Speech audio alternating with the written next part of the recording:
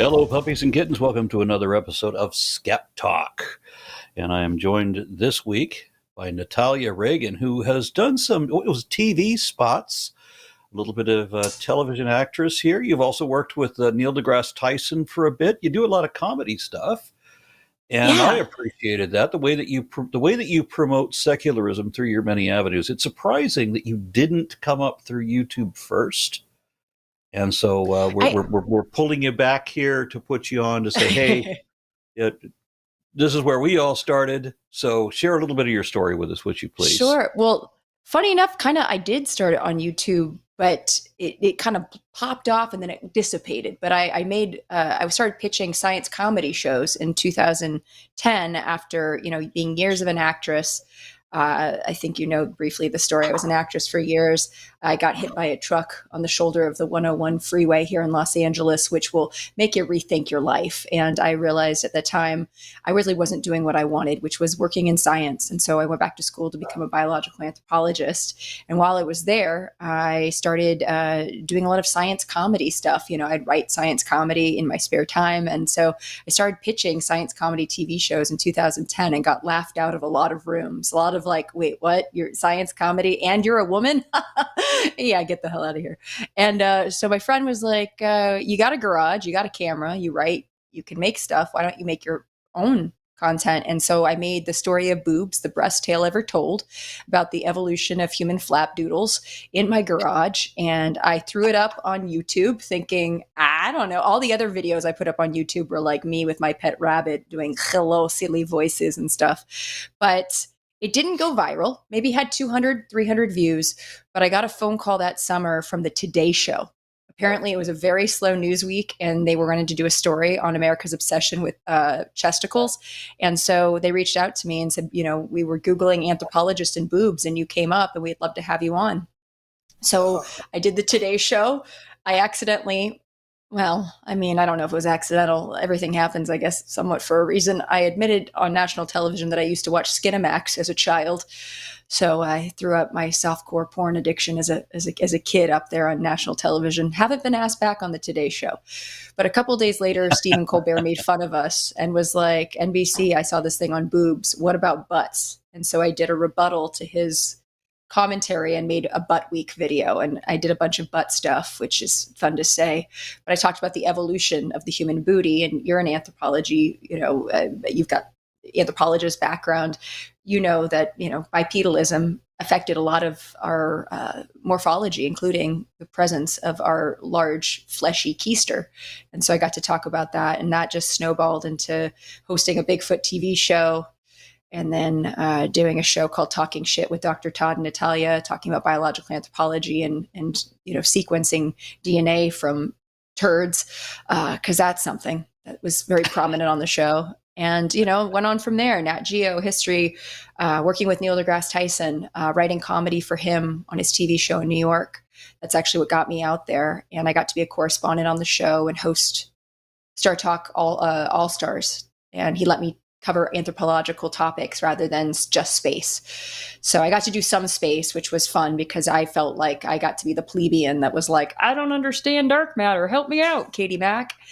And, but then I got to also talk to my fellow anthropologists about, how primates have adapted to climate change through the years, So that's a little bit of my story. And now I still do a lot of podcasts and I make science comedy videos on TikTok and Instagram. I do a live stage show called Survival of the Filthiest, the totally wild, weird, and salacious science of sex, which allows me to talk about all the things I find fascinating and I think people need to know about, like the unhung hero of genitalia, the clitoris. In fact, we have a Dolores the clitoris puppet in the show. So is the mascot for that a hyena by chance? I will give away a bit of a spoiler. That's a very good question. We do have a game called Name That Poon, and the poon in question is a hyena clitoris, a very large pseudopenis. Or if you're Phil Collins, it's the pseudopenis. That was for you Genesis fans and genital fans, and in the Venn diagram in which the two shall meet in the middle. So okay. And I've also seen you do a bit of stand-up. So I mean, I appreciate that you come with that kind of basket of talents for. We need all the promotion of science we can get, because I feel that I am up against a wall of stupid. I was It's raised by tough. people who brag about how stupid they are. Oh God, I'm sorry. That is rough. That is Yeah. it's the willful ignorance that is tough. The doubling down on I don't know and I don't care, And I shouldn't use a Southern accent because there's plenty of people all over the world who don't know and don't care, and I want people to care. I've been reprimanded for that. That when I want to sound like a stupid person, I use a Southern accent, and that I shouldn't. Except that them's my roots, and when I'm channeling somebody dumb, I know who that guy is. I've known him since I was a kid. I hear you. I understand. I was conceived in Kentucky, born in Van Nuys, which means my first crush was my cousin, and I'm a little porny. So that's what I say. But If I your have family tree doesn't fork, it kind of does a little of this and then a little of that. It comes together. Whatever. oh, I know Game exactly of what you're Thrones talking was about, into it. because Yeah. my mom and dad met in a very small town where they had their generations in a very small town. If you put together the population mechanics of a very small town over many generations, where the people are insular and they don't move around, right? They're Hmm. it turns out that cousin mom and cousin dad had a grandfather that was a little closer to both of them than they thought. These things happen. It's tough, right? Because as when we talk about founder's effect, and when a species begins, there's a lot of genetic diversity in the very beginning, and then it sort of spreads out over time. And we'd like to think there's there could be more, but there probably isn't, and that's what's terrifying. But inbreeding is something that sometimes we didn't have a choice because we didn't have access to mates, whether it was a bottleneck situation or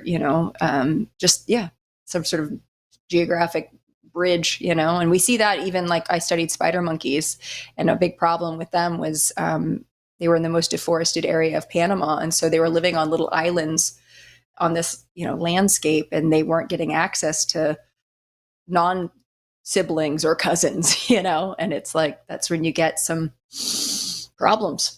Yeah, well, you So also know that you come from a good bloodline when your cousin's hot. this is true. This is very true. All right, so this is a call-in show, and we like to prioritize theists. However, tonight the last night I was on the Sunday show, and we had quite a few theists calling in. Always interested to hear.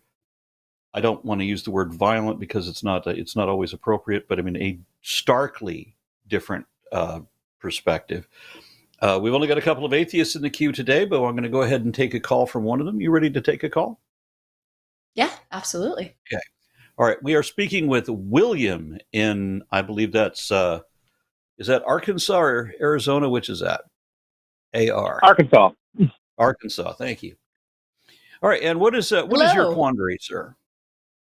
All right. So, actually said this in the chat yesterday, and then it kind of got me thinking about it for a minute. Where I'm thinking if I were to actually try to put it all together and stuff as far as the universe and stuff and everything, I'm thinking that the universe, or I should say the cosmos, and potentially our universe, if there is no more other universes by virtue of that being the cosmos, is eternal. And I think that basically has only one assumption, because that's the only assumption is that something is being eternal, kind of thing, Okay. I have I to was just say seeing this. if there's any flaws with that. Yeah, I tell you sincerely, I have to explain this every day if I get on social media, because creationists that I argue with on the daily, they always want to accuse me, one, of having more faith than they do, or being the same faith, or having as much faith or more faith than they do, because they have to project their faith onto me one way or another. And then to do this other thing where they project their own faults, because they accuse me of believing everything came from nothing. every day I have to explain to them that, no, you're the one who believes in creation ex nihilo, out of nothing. Mm-hmm. I don't know an atheist alive who believes that. Not even Lawrence Krauss believes that. What we understand is that in every model of cosmogony that has a singularity, that singularity either existed before time, or in some cases it might also be it always existed before time, but it might have been might have been an earlier form of the universe where the arrow of entropy goes the other way, and so you end up as something like a kind of a Big Bang, Big Crunch kind of oscillation. And I have to stress that I don't do physics.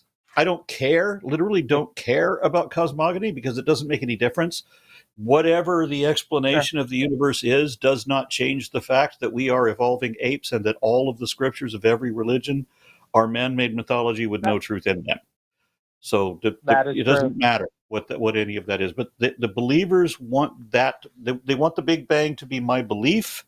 They want that belief to be everything came from nothing. And so it's the same belief as they have, except that they have a God who went abracadabra, and I didn't have anybody to say abracadabra. Yeah, that's fair. You mean we're all not super special and created an insert Godhead here image? Amazing. 78 trillion light years across. You are special, galaxy. William. Huh? Yeah. What? No, I said you are special, William. I deem you special, but yeah, no, I'm special in a lot of ways, none of which are good. I don't know. That's yet to be determined. I would like to. I need more data. Is needed. Fair enough. Yeah. Yeah, my wife told me not to tell this joke anymore because it's politically incorrect, but I'll do it just one last time. I told this joke most of the time as a young man. I said, I know I'm special. They told me so at the Olympics. Oh. I used to raise money for Special Olympics when I had a job at one point. Yeah. That's a noble profession. Yeah, but it is interesting just the idea. That wasn't the only thing we called for. It wasn't noble, trust me. The company I worked for was horrible. Oh, well, a pox on them. An M-pox on them. Yeah. To be exact. Yeah. Okay, so did we answer the question already, or was there more to that? I'm just saying if there's like any real any sort of flaws that y'all see possibly. Y'all are smarter than me. Well, I don't think I understood the question. Determined. If there's Natalia, did you get his full question? No. So, well, if you're saying that, if the universe is eternal, then what's the next part? Is it? I think that the cosmos or potentially the universe is like the thing that sort of was always there, depending on what you refer to what the cosmos being everything. If we have a multiverse or whatever, or if it's only just our universe and it's just kind of doing its thing, then it's probably eternal, essentially. Don't get me, Lion. Yeah. I mean, I talk to because they always want to go back to the murky past, however they can. I'm like, okay, I'm talking about evolution and phylogenies. Why do you always want to discuss the Big Bang?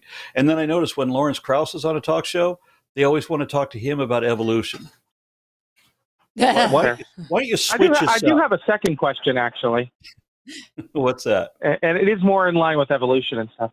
Okay, so I remember being told as a kid that apes didn't have tails and monkeys had tails. Why is that? And I'm now realizing that is incorrect.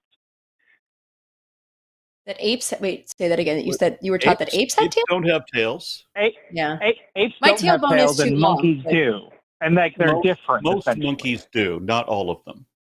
Yeah, stump-tailed macaques. Yeah, not so lucky. Yeah. And then I'm just wondering, like, why Japanese macaques who get to live in hot tubs? Yeah. Yeah. Japanese macaque attack. It's more of a little stumpage. It's not much. So a lot of times monkeys have tails for balance. There are those that my tailbone's too long, actually. It's one of those party tricks where I'm like, when I get to know someone, like, want to feel my tailbone? I didn't realize it was weird until I got to be, I think 20, or I think in college. But it's no wonder that I ended up studying spider monkeys. And there are those monkeys only found in the Americas. We're moving away from the term New World, steeped in colonialism. Yep. But there's monkeys in the Americas that have a prehensile tail, meaning they can manipulate it like a fifth arm. And that would include spider monkeys, capuchins, woolly monkeys, howler monkeys. And it allows them, awesome. again. I want one. Yeah. Oh, I've watched them make love in trees using their tail as, a hanging apparatus. It's like they have their own built-in sex swing. So again, I would love it for just cooking. I would love it for cooking, honestly. Oh yeah. Cleaning the house. It's like tentacle, right? Like having a thing to just, yeah, absolutely. Anyway, I will let y'all get to theist callers if y'all have any. Thanks.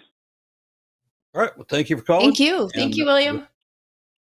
No problem. All right. Now, before we move on to the next thing, I should run through what's going to be up on next. So tomorrow at 6 p.m., this is Central Time because it's Central. It's where I am, so everything centers around me. We have Chewed Gum with Eve Was Framed and Alyssa Ljub. And then on Thursday, we have The Hang Up with Matt Dillahunty, Eve Was Framed, and Aron Ra. Nope, I'm sorry. Aron Ra was the producer on that. I made a mistake. And then we have the Transatlantic Call-In Show with Luxander and Ben. So all of those are at 6 p.m. Central Time, which will be 7 Eastern. All right. So do you have anything to say, Natalia, or should we jump into the next call? I just want to point out that I think it's interesting that you were saying that theists oftentimes want to equate your belief, I'm using air quotes, in the Big Bang. I think there's a deep desire for wanting those that are skeptical to see science as religion. And one of the things I always teach when I teach biological anthropology, I teach my students is that the difference between science and religion, I do not care if my students are religious at all, because I've taught in Kentucky, I've taught in different universities where I had a lot of religious students, and I'm like, I think they can coexist. But the difference between science and religion is science is not static, it's not fixed, it's constantly changing as we, gather more data, we change our theories and expectations, and that's something that I think is beautiful. And that also is something I wish people understood, especially in a time where we're living through a pandemic, where people were losing their minds because things changed every other day because doctors were learning on the fly. And that's something that I really wish was better understood and better taught, starting, I don't care, kindergarten, like early, because I think that's important for students to understand that good science will change. I think it's interesting that the things that when I talk to believers, when they're believers, the things that matter to them are, we're just going to be talking completely past each other, because while I'm looking at, here we have, if we have a set of footprints, we know someone walked there. Well, well, there was nobody there to see it. You don't need somebody to see. You see the footprints, right? So it's not that you say maybe, right? That somebody walked there. You know that. Unless they're big footprints. Well, because that's what I deal with. Then you have the perspective where they want to have a purpose, right? Why? And this was another argument. I remember this applied to the first argument that I had on this topic when I was a little bitty kid, was when I was trying to explain to my grandparents at 8, my understanding of my second grade understanding of evolution. And my grandfather got all upset and said, well, then what's the meaning of life? I'm like, meaning? What's... I feel like that comes down to us wanting to be special and wanting something to, like, that it was created in a way that makes sense for you. And it doesn't necessarily have to make sense or it has to have a meaning to be wonderful. I don't know. Yeah, well, it's like when you throw down look at the way that people tell fortunes, right? You cast the chicken bones, or you spatter the tea leaves, or you roll the multi-sided dice, right? Now, in any of these, or you draw the cards, like the tarot cards, after you shuffle them. Now, each one of these is by design as random as they can possibly be. I mean, randomness is built into the thing. And then you look at this completely random thing and you read what it means. So when my grandfather says, "What's the meaning of life?" that question is just as stupid as when you spill the chicken bones and look at it and say, "See, look what it means. What's this pile of chicken bones mean?" Makes no sense to me. But this is why we're talking past each other. There's people who care only about emotional aspects, and they want morality to be enforced by an indomitable despot who's going to punish you, not because you have compassion for other people. Yes, and I it's funny. I used to do Taibo with a woman who was very religious, and I remember she said to me once, and I don't know how it came up, but it was something like "God willing" or "Thank Jesus" or something. That I think she was wanting me to be like, "Amen, sister," and I of course wasn't offering that. And by the way, I'm not an atheist. I would call myself as an agnostic, and I've told you that I don't know. And so, but I also know enough from my study of animals and of humans, those that are considered atheists and those that are considered theists, that altruism is ingrained in so many species. It's just part of our fabric. And so I remember this woman said to me, she goes, "How do you know what's right and wrong if you don't have Jesus in your heart?" And I was just like, "Oh dear." And it was one of those things where, you have to meet people where they're at. And that, I think, is what is tough sometimes, when people think that the only way to get redemption or to be considered good or understand right from wrong is through faith. That is, I feel like, somewhat terrifying, because again, continue. Oh no, I think that is very short-sighted. It ignores so much research that has been done. Because I explained different animals and humans that are considered, completely without the teachings of Christ, or even people throughout the world that they have different religions. Like, what about them? And she did not have good things to say. And it was really disappointing, because I was like, these are good people that are doing good things for the world. But because they did not believe this one specific fact, I don't care if people are religious. I just don't like it when they want to enforce the laws and rules of their particular belief onto others. That is where I'm just like, we got it. You want to do it yourself. You want to do it in your, whatever you do in your bedroom or in your home or in even your church, as long as you're not hurting anyone, that's up to you. But when you start saying, I can't have autonomy of my body, we got some problems. We got issues. I gave a presentation on atheism at a college, and I had these two girls in the audience. It was not something where it was like all skeptics or atheists in the college. This was just people randomly about through the school. They're going to get extra credit points if they go watch the lecture, right? Yeah. So most of the audience then are Christians, which I thought was great. I think I was in Illinois or somewhere, something like that, in a small town. And these two girls in the front reprimanded me for speaking out in favor of atheism, saying, well, we don't care what you believe. Why don't you let people believe what they want? I'm like, that's a really noble ideal. Don't you wish that your God had that same inclination? Right. Why don't you take your own advice, ma'am?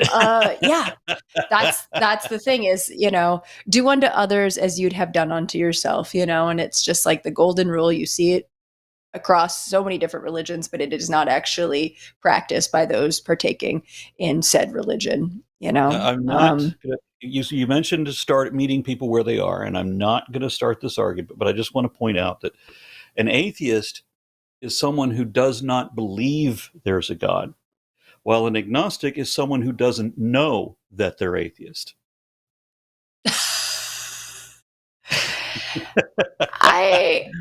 All right, we're ready to take another call? Yeah, I think so. That's another conversation for another day.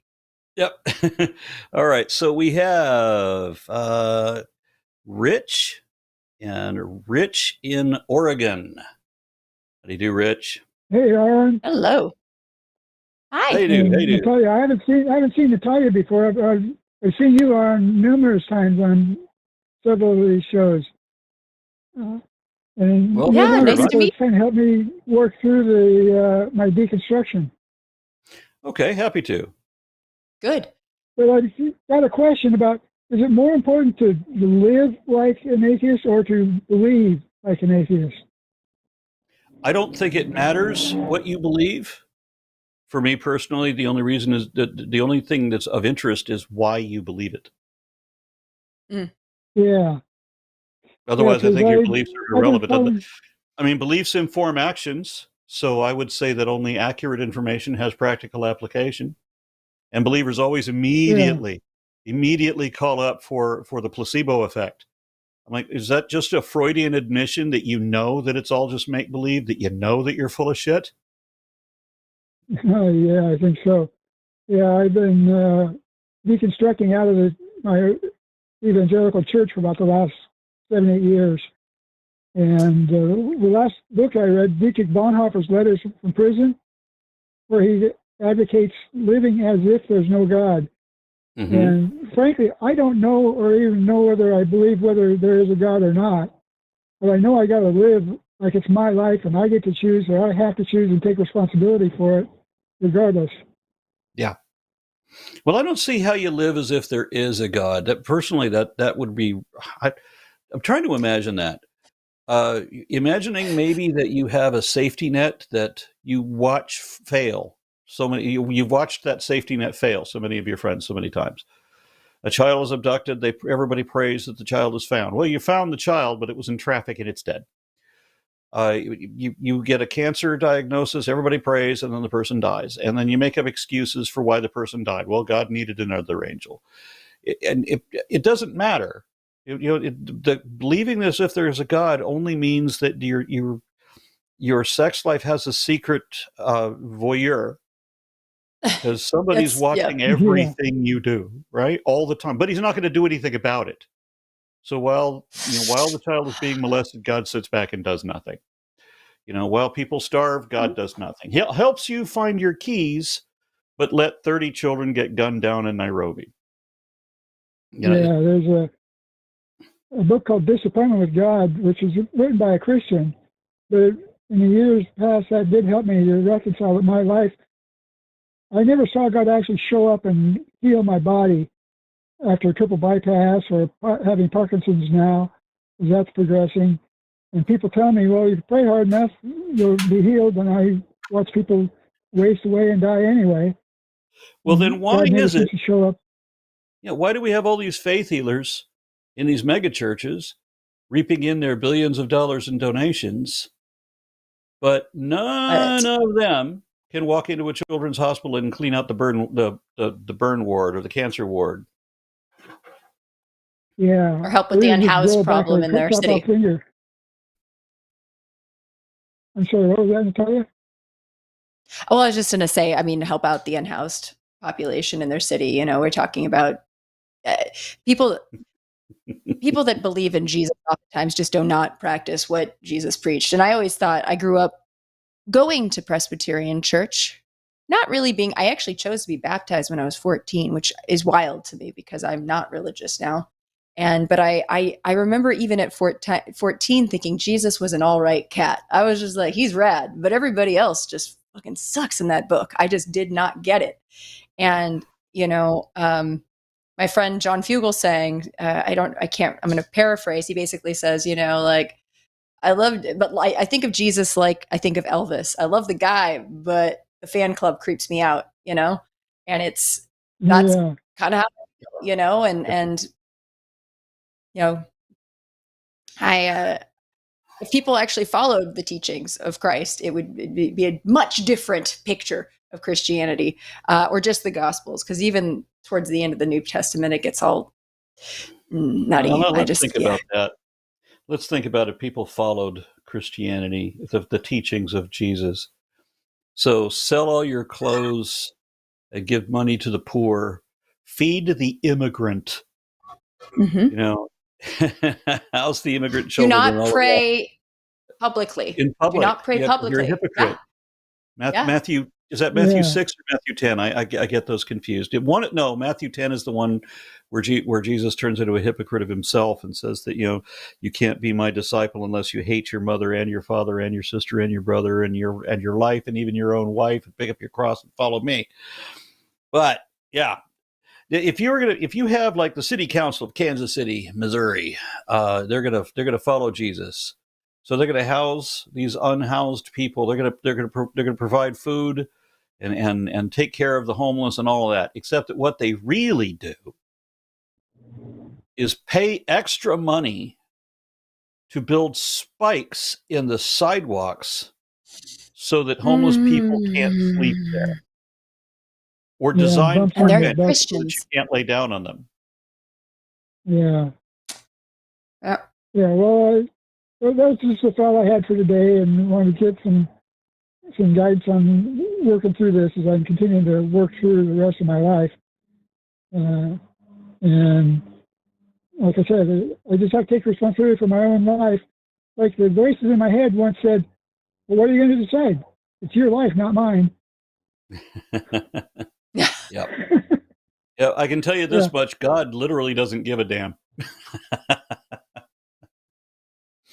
Yeah. Okay. Well, thank you. Yep. Good talking to you. Thank you, Ridge. Good luck. Have a good one. All right. So we have an anti-theist coming up next. Do you have anything you want to talk about before that, Natalia, or you ready to jump into another one? I'm ready to jump in. Bring him on. Okay. All right. Wolfgang. Hello. How do you do? Wolfgang, yep. I'm doing pretty good. And yourself? Oh yeah, we're doing all right. Doing all right. So what can we talk about? Well, I've had this kind of develop this hypothesis that religion is the world's longest running con. It was developed when the first caveman figured out that he could stay at home and paint pictures and do mushrooms or whatnot, and everybody else would go out on the hunt and he'd pray. And when they come back, he says, "Hey, you did good." And the first time they had a bad hunt, he says, "Well, what'd you do to piss off the gods?" And made him do penance, and he always got the best cuts of meat and got the best. Yep. And as far as I can tell, none of them people that are preaching it actually believe it, because if they did, they wouldn't act like they do. I have to wonder about that too, because there does seem to be an awful lot of inconsistency in the way the believers conduct themselves. Yeah. I love you, brother, but they express an awful lot of hate. Yeah. It amazes me how much they dance around your questions when they're asked a question. Yep.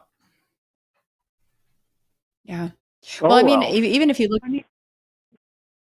I think it's an interesting hypothesis in terms of the fact that, evolutionarily speaking, things like magic almost were precursors sort of to religion, this idea of keeping people in check by making there be this sort of supernatural entity that could be a punishment if you get out of line. Yep. So, magic and religion, in theory, keeps people in line, because if there's this, mythical place, heaven and hell, that some cases it's predetermined, other cases you've got free will, it'll keep people from acting out, because guess what? Not only are you going to suffer in this life, you're going to suffer eternally. And that doesn't sound good. So, it's about control. It's developed into control, but it started out as just, man, I get to eat, and all I got to do is paint pictures on the wall. Look at all the religions. They get the best clothes. They get the best food. You got to give all your donations. It's like a living. They're making a living. It's an old con. You have to show your commitment to the make-believe. If you believe it hard, it won't happen unless you really believe hard enough. How do you believe harder? I couldn't. Well, you got to make a sacrifice. You got to sacrifice the best things you have. How do you sacrifice it? Well, you give it to God. How do you give it to God? Well, I represent God, so give me your best food and your money. I know. I'll kind of hold it for him. Send me a check or money order to my megachurch and my 6 yacht, and we're good to go. That's how that works, Yeah, Indeed. And that's deeply disappointing.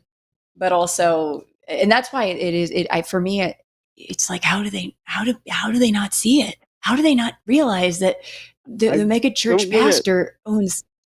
Aren't you pissed? And you live in your car? I grew up around military non-denominational churches and stuff. So I got a lot of this and that. And as near as I could tell, I never bought it. It was always the same as Goldilocks and the Three Bears and, you know, Three Little Pigs and just another moral tale, you know. Yeah, I was kind of. I read a lot of it as being Zeus and Hera. Yeah. Same kind of thing. Well, it reminds me of when people got their panties in a bunch over the the opening ceremonies, and not realizing that, you know, Dionysus and just biblical Greco-Roman art was heavily influenced by the precursors of you know, or biblical art was heavily influenced by Greco-Roman art, and that, you know, Dionysus and yeah, well, everything is. I mean, we could argue that a lot of the Bible is just one big fat myth, you know. So, but it was just very. I mean, America really looked extra stupid when they got so bent out of shape. Because even if it was Jesus, who cares? Yep, I concur. I think it's gullible people falling for the world's oldest con. It's an older profession than prostitution. Well, I'm betting prostitution's probably even older. No, I don't think definitely so. More respectable. Definitely more respectable. Yeah. I'll tell you that much. Sex work is work. It's not a con. Right. Prostitution is not a con. Yeah. You get what you pay for. All right. Well, did we address happy endings? Yeah, absolutely. Yeah.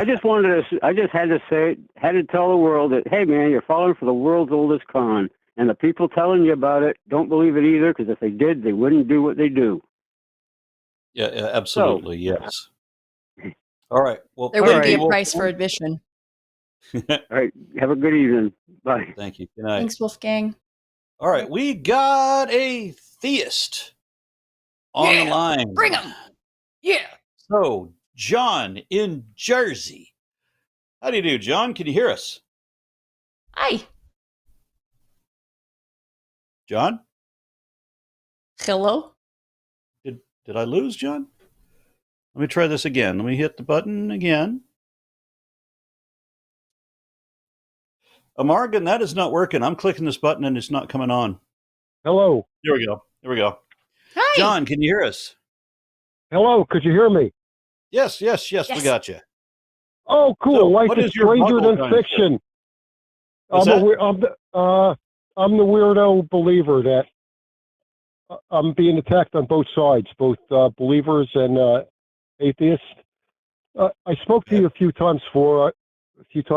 I spoke to Seth Andrews. I got rapport with Seth. You know, I really hit it off with you guys. I'm the theist, the believer, the Christian that's going to hell. I don't know if you remember me or not. I'm sorry. There's so many Christians going to hell, they just don't know it. Hey, you know what? Life is strange. It's bizarre. And, I'm a believer, and it's kind of strange because I have rapport with you guys. You really make sense when you talk, you know. But the big difference is I believe what 99% what you people say. You, Seth Andrews, Matt Dillahunty. I made friends with Natalie. She has a new website. Deconverted. I'm the Christian that deconverted. Aron, I don't know if you remember me. I deconverted and deconstructed from fundamentalism. Okay. I believe in Jesus. The reason I deconverted is because I believe it's a mind control game. It's tribalism. The extreme fundamentalists, especially the fundamental Baptists, try to control people. It's an ego game. It's a power struggle. Man is a pack rat. They like to have groups and be controlled. Okay. Aron, I believe in Jesus. I believe in God. But things get weird here. The fundamentalists think I'm going to hell, but I still believe in Jesus. I'm a Christian. Okay, because I don't act. Fundamentalists think you're going to hell because you're Christian. Yeah, the fundamentalists think I'm going to hell because I don't think and act like them. Okay. Okay. Get in line. we're all going to hell according to them. Yeah, it's only our Well, yeah. congregation that get into heaven. Everybody else is going to hell. Yeah, they think I'm You're going fine to in hell. our I've book. been excommunicated. I am. I don't know. I don't believe hell is a place of consciousness and torment where God will burn people forever. I just don't believe it. So they think that I will agree with you on that. I will agree with you that hell is not a place. We'll just stop there. Okay, yeah, it's not a place. Bible scholars themselves believe that in the book of Luke, they can't figure out whether it's a parable or a real life scenario. And they're Bible scholars. They can't even agree on that. And God's word is not supposed to be, God is not the author of confusion. So why the hell do they disagree on something, you know? If they heard me talking to you right now, they're saying they'll swear I'm going to hell.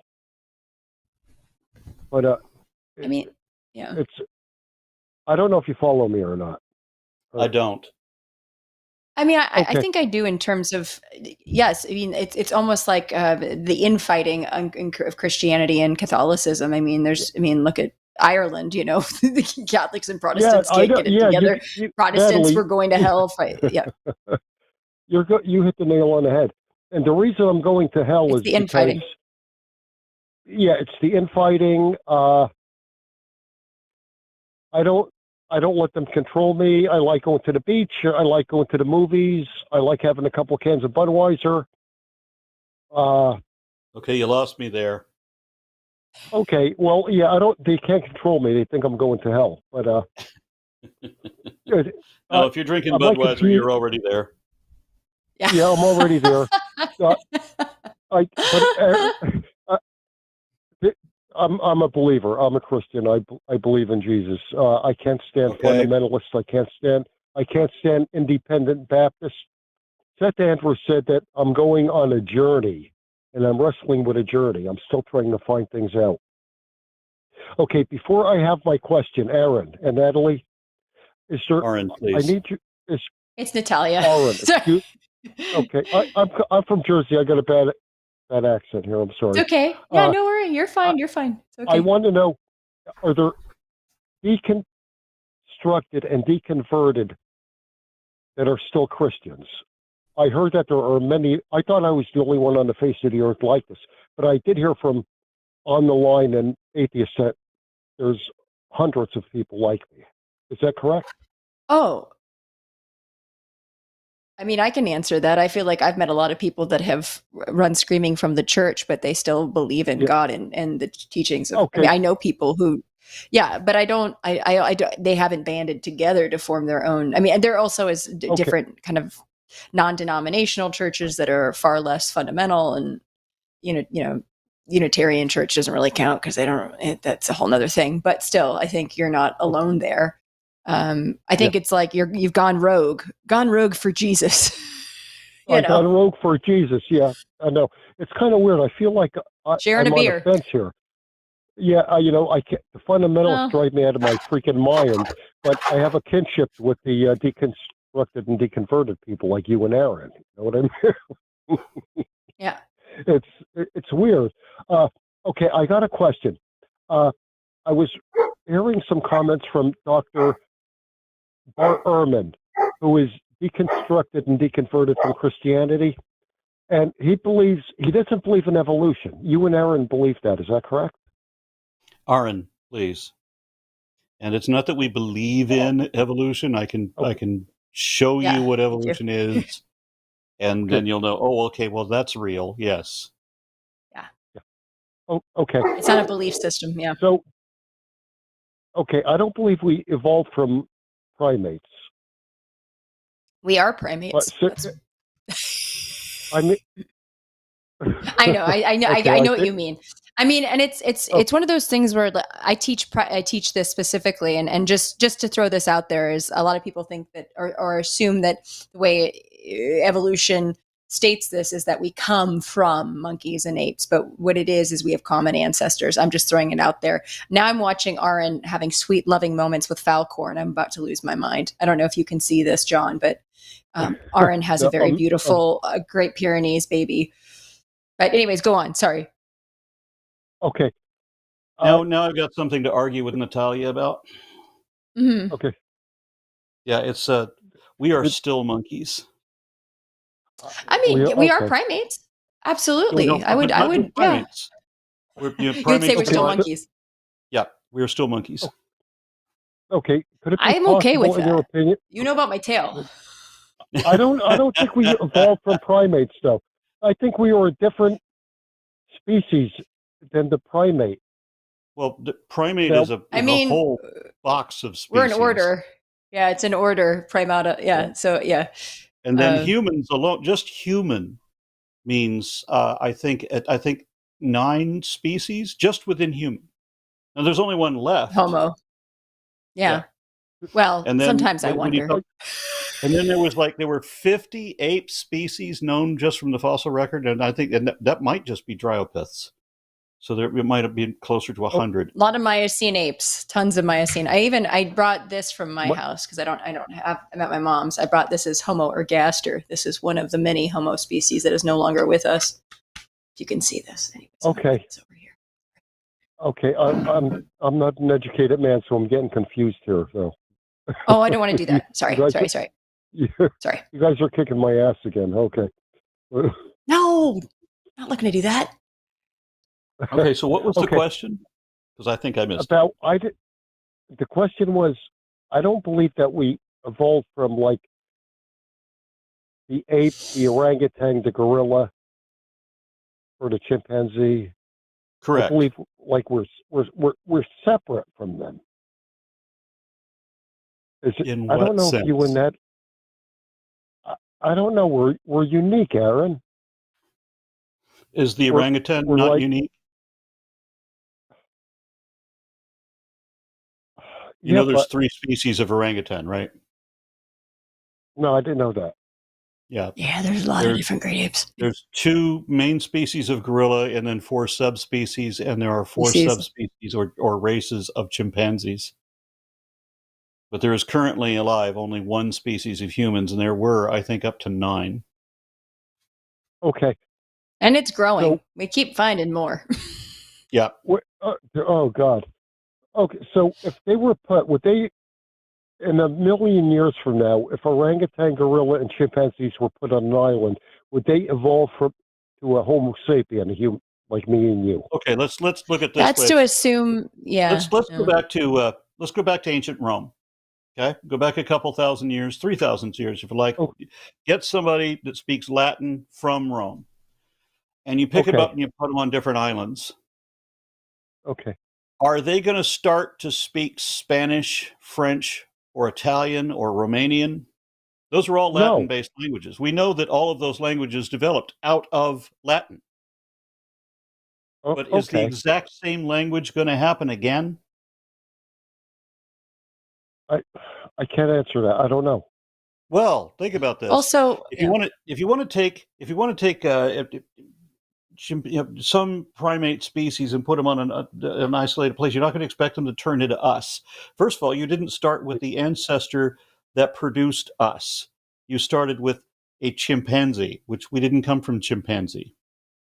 Okay, so you would have to at least start with our ancestor. And then when you do, then you roll all the dice and chase all the dynamics and the environmental changes that they didn't have to live through, but this new one would. All these other factors that would be different. There's no way that you would get exactly us. It's like when you look at in outer space, when you look at sci-fi movies, especially in the 60s and 70s, when I was growing up. Why the fuck are all these aliens human? Human with pointed ears or green skin or antennas growing out of their forehead, but they're all human. Yeah, it wouldn't be like convergent evolution. Yeah, I mean, also it's this idea of it's a goal-driven process that somehow humans are a pinnacle of evolution, and we're not. That's not necessarily the case. I mean, we're still evolving currently. That has not changed. Every generation, every individual that is produced we've got mutations and change. Evolution is in action currently. So even if all we had the common ancestor of chimps and humans, even if all the environmental factors sort of played out very similarly, that does not necessarily mean it's going to turn into us. I mean, but there was so many different circumstances that acted on and acted as pressures to lead us to where we are right now. So Yeah. Okay. I understand that. You sound very educated and smart. Very, very intimidating. I mean, okay. Because I'm a She believer. taught college. She didn't go to college. She taught I college. taught it. I used to teach biological anthropology. I mean, that's the thing, and I love it. I think I love doing it. That's why I when I talk, I'm never trying to. I would never want to talk down. I truly want to make it palatable. Make it digestible for you, where you can. I don't want you to feel like we're talking over you. I want you to understand what I'm trying to say, because it is fascinating. Did you ever see The Simpsons? Yeah, they were cool. You remember that episode where the Rigelians come to visit the Earth? No, I don't remember that Rigelians one. come down, Krang and Quang or whatever their names are, and then they start talking to people. And I remember Marge Simpson says, "You speak English." They say, "No, we're actually speaking Rigelian. By an astonishing coincidence, our languages are exactly the same." The same. That's what it would take to have a human evolve on another planet, and not just be a sentient life form, not just be an extraterrestrial intelligence or civilization, but to have them be human. Okay. It makes casting a lot easier, Aron. Casting, otherwise it does. Yeah, it's weird. Okay. But I mean, it's like this idea of convergent evolution, though. I mean, like we see species across, the animal kingdom that have similar attributes because of just the environments they live in, thinking about like winged insects and winged bats and, winged mammals and winged birds. And, but that doesn't necessarily mean that an alien species on a different planet is going to turn out looking like humans, unless their environment was exactly this, like all the pressures were acting on them exactly the same. But even still, that's highly, highly, highly unlikely. Just makes for good TV. I had such fun trying to explain that to other kids when I was like in middle school. Little boys are always making up their own like comic books and stuff, their own little fantasy stories about visiting other planets and everything. And they always come up with these other people. And I'm like, why would there be people? So there's an ape derivative on these other planets. Why would that be? Why would you have apes on these other planets? You have that. So, and there's all these movies like that ridiculous and terrible movie with David Duchovny called Evolution. Wow, what crap. Okay. I never saw that. It's bad. You didn't miss anything. Got it. Copy that. I mean, I miss David Duchovny, who's just a heartthrob, but yeah. Yeah, but it's like, did you watch Hereditary? You would not have liked it. Did you see her? Okay. Did you watch Hereditary? I watched Hereditary thinking it could possibly have something to do with science and evolution, and I was horrified because it's a very rough horror film. And I watched it on a plane, and I remember I just, when you're just like, you watch a movie and you're just shell shocked and you just stare forward. And I stared on that plane for the last hour of the flight, like not able to cry, but not able to scream, and just being like, why did I do that to myself? That was not about, it was. Oh man, this conversation is getting fun. It's getting crazy here. Hey, Natalie, I have a fantasy. I know it's never going to happen. Will you and Aaron? Never. Okay, I want to go to a rock concert. Let's think about what he just said. Put those sentences together in the order he just said them. My mind went to a bad place. I know. But it was our alter egos. It was Aaron and Natalie. It wasn't Aron and Natalia. So I mean, like, he's already talking about the This is on another. Natalie. Natalia. Is it Natalia or Natalie? Natalia. Here, John, I'm going to give you a little help. Okay. So in 7th grade, because boys are both brilliant and mean, my nickname was Genitalia because my name is Natalia. Natalia. So if you have a hard time going, is it Natalie? Natalia. So Genitalia. It's Natalia. Unfortunately, yes, it's Natalia. Yeah. Okay, Natalia. And it's RN. So think of a nurse. When you think of Aaron, think of an RN nurse. He's an RN. Oh, he's an RN. Yeah. RN. RN. I'm just realizing how cruel Natalia's parents Otherwise, we're are. going to start calling you Juan. Yeah. She's actually running by her middle name. Her first name really is Jen. Yeah. Right. Okay. You see how life is stranger than fiction? I have a kinship with non-believers, and it's kind of weird, though. You know what I mean? Because I'm a believer, and I have this fantasy that it's never going to happen, but it's fun to think about. I want to go to a rock concert because I like rock and roll music, and the fundamentalists think that rock and roll music is a tool of the devil. I want to go with you and Holland, okay? Yeah. And I want to see how people react. Who's your favorite? Who's your favorite My band? My favorite Yes. of all was Aerosmith and Led Zeppelin. They were my favorite. Yeah, this would be a good time to point out. This would be a good time Yeah. to point out for the people in the audience, we have no calls in queue. So if you are an atheist, you normally would be prioritized out in favor of a theist. Well, there's nobody in the queue. That'd be a good time to call in. If you're a theist and you disagree with us, by all means, tell me why I'm wrong. I hear every day that if I could just debate you in real time, I would so own you. Well, I'm here. Call in. Let's do it. All right, go ahead. Come in, John. own Aron. Yep. Aron. Aron, yeah. I just came from Homedale, Jersey, about a month ago, and I watched Joan Jett, and I thought she was cool as hell. So now I'm creating a big rumpus with my Christian brothers and sisters. They're all upset about it. Good. Great. All about it. Yes. You got to ramble on. I think this is good, and this is good stuff, Ruffling feathers ain't so bad. Yeah. So I got a question. I mean, because you've told me over and over that you believe in Jesus. Yes. Yeah, that raises a few questions for me. What do you believe about Jesus? And more importantly, much more importantly, why do you believe that? Okay, I believe in Jesus because he's historical, and you can't create a fantasy about someone who wasn't there. Okay, so you're saying that Lord Krishna was real. Yeah. Hercules was real. No.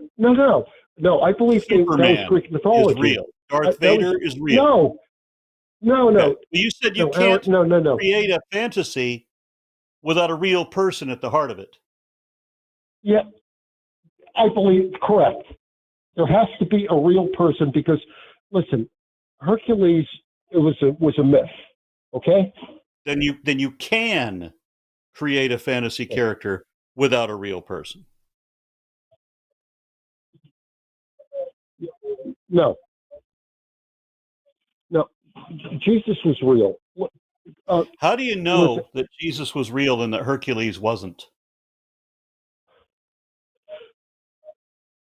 Okay, because it's been determined already.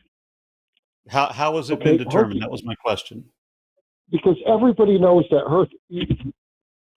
a fifth grader, and he will tell you that Hercules was like a fictitious man that was.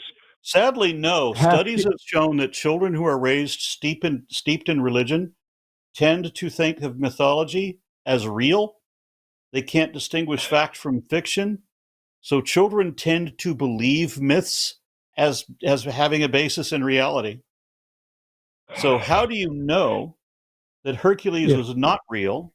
And how do you know that Jesus was real? And the other question, which you still haven't answered, is what is it that you believe about Jesus? Okay, because, listen, there's documented facts of Pontius Pilate.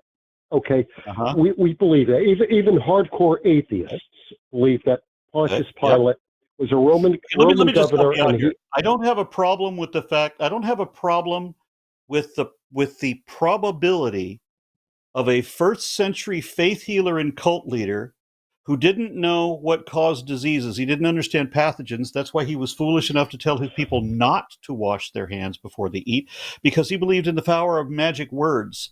And so he said that it didn't matter what you take into your mouth that corrupts you. He says that what comes out of your mouth that corrupts you. That's because he was thinking in terms of incantation. The man blamed diseases on demons. So this is not the guy to take medical advice from. Okay, I don't have a problem believing that there's a first century faith healer doing the same scam as the people we still have today, who then gets put into a legendary category like Elvis did, Okay. like Charles Manson did, like so many other people did. I don't have a problem with that. My question was, what is it that you believe about Jesus? We'll start with that. Answer that one first. Okay. Jesus was born. He did walk the earth. Okay. And he did preach. Okay, that John the Baptist preached that he was the son of God who take away the sins of the world. And how does somebody do that? The fuck is a sin? What is a sin? With Jesus, a sin? Yeah, what's a sin? Well, we're all born with sin, and we come short of the glory of God. So what is a sin that we're all born with? What is this thing we're all born with?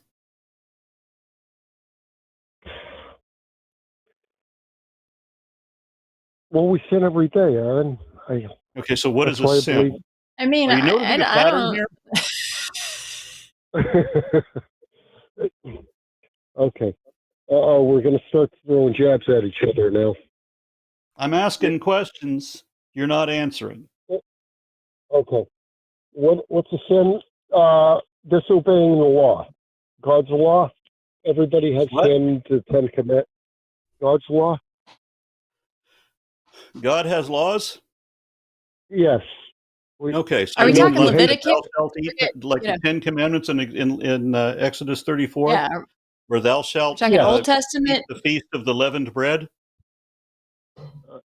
There's a lot of things in that. I think it's the fourth commandment in Exodus 34, where thou wilt sacrifice the firstborn children to my altar. No one will come empty-handed.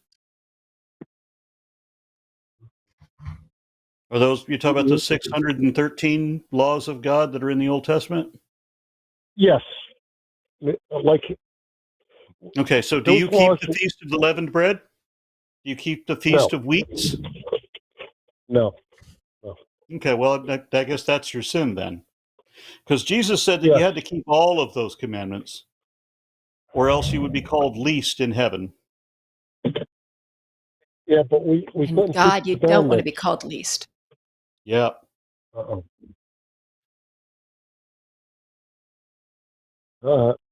I'm gonna get beat up again here. It's not about beating you up. It's about questioning about Jesus. You understand that when you say that he takes away the sins of the world, I don't have a problem with some guy who doesn't know anything, just like everybody else in the first century. He walked the earth. Lots of guys walked the earth. Right? Well, lots of guys who didn't know causes of diseases and didn't wash their hands and believed in demons walked the earth. But then he takes away the sins of the world. But you still have sin, don't you? Yes. Well, then, the fuck did he take away? Well, he forgave us when he died on the cross. He forgave us for all the sin. Oh, so Jesus is the one that gets to forgive us? God couldn't do that? Yeah. Yes. God can do anything, right? Yes. God's love is unconditional except for the condition that he can't do anything. He has to have somebody else take the bullet for him. Jesus got to take the wheel. Jesus' sacrifice is what? He dies for a day and a half. He goes to a hell that he rules. So what? He went to his winter home for the weekend? Jesus gave up his weekend for your sins. Yes, I believe he died for us. Okay. Okay. Do you really die? Is it really a sacrifice? If you don't stay dead? Did you really if you'd really made a sacrifice for your kid's future or whatever, you give them money, right? Now, this is something you're sacrificing. Okay. If you know that you're going to get it back with interest the next day, is it a sacrifice? All right, you're beating me up here. Okay. This is just some of the gazillion problems that I have with Christianity. The fact that absolutely none of their arguments make any fucking sense at all. Nothing. None of them.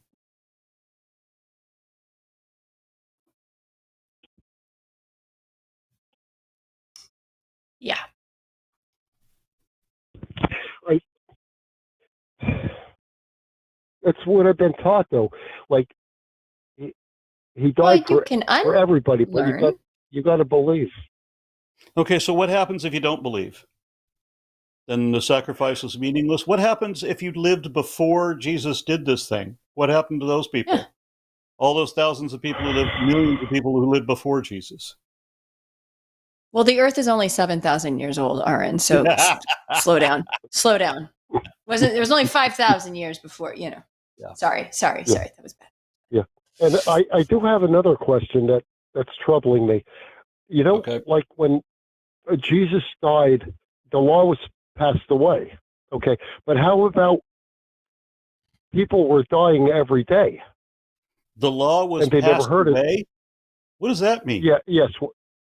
Like when Jesus died for our sins. This is a question. I don't have the answers. I don't know what's going on. Okay. Jesus died for our sins. They couldn't. The whole world cannot obey the law for forgiveness.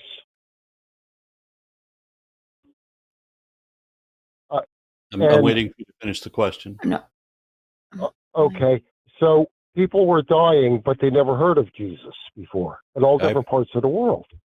Mm-hmm. So if the law was passed away and they never heard of Jesus, you know, they're burning in hell. That's what don't make sense to me. I can't figure Jesus that out. was Jewish, and there was no hell in the Jewish tradition. Jews believe in Sheol, which is the land of the dead, Gehenna, the same thing as the Greek Hades. There's only one land of the dead. Everybody goes there. It doesn't matter if you were good or bad. And you go there to be dead, not to be punished, but to be dead. Yes, that is correct. I did read that. And so the hell concept was invented much later, after Jesus. Yes. Great way to keep people in line. Great way. Yeah, keep people from acting out. The original promise was that you would die, sure, but you wouldn't really die because you come back to life and then you live forever. Which means if Jesus is saying that you're going to die, but you're not really going to die because you're going to come back and you're going to live forever, and you're going to come back in the flesh because Jesus came back in the flesh. And when at the crucifixion, there was all these undead saints that got up and started walking around in downtown Judea, right? So Jesus is talking about in the flesh, you will continue to live. So if you die, but you don't really die, because Jesus says you won't die because you'll still be alive. So if you get stabbed and you go down unconscious, but you get up again, zombie-like, 20 minutes or a day later, whatever it is, then you're not really dead. You didn't really die, according to Jesus, which means that when he was crucified and he was dead for a day and a half in a tomb, he didn't really die, which means that according to Jesus' own logic, he did not die. Not for your sins, nor for anything else. He didn't die at all. And if he died for your sins, why do you still have sins? And what about the sins of the people before? They were the ones that were keeping the law that you say went away when he died. What part of God's law went away when Jesus died? Okay. Okay, I understand where you're going. And you are correct, because when the law was passed away, how about the people that never heard of Jesus and they died like years afterwards? The law was passed away. What does it mean for the law to be passed away? And what law are we talking about? You know, the sacrifice of the lamb. Which law is that? Lamb. Is that one of the 613 commandments? Is it all of the 613 commandments? Including the 10 that isn't the 10 in Exodus 20, but continues on in 21, 22, 23, and then picks up again with a new set in 34?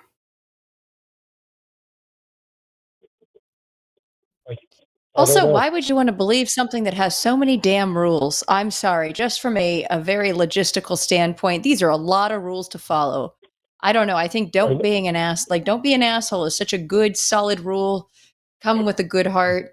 You know, I feel like you're a good guy, John. I don't know you very well. Just started to talk to you, but these are a lot of rules. And I just question for you, why does a God that can do and be anything have to have these many somewhat arbitrary type rules, right? I mean, some in the terms of like don't eat pork might make sense because trichinosis and this and that, there actually might be a benefit there, but there are a lot of them are arbitrary. Why would you want to believe something that restrict your behavior that you couldn't pinpoint why? As somebody who I feel like I was born like a little rebel, I always question why rules exist.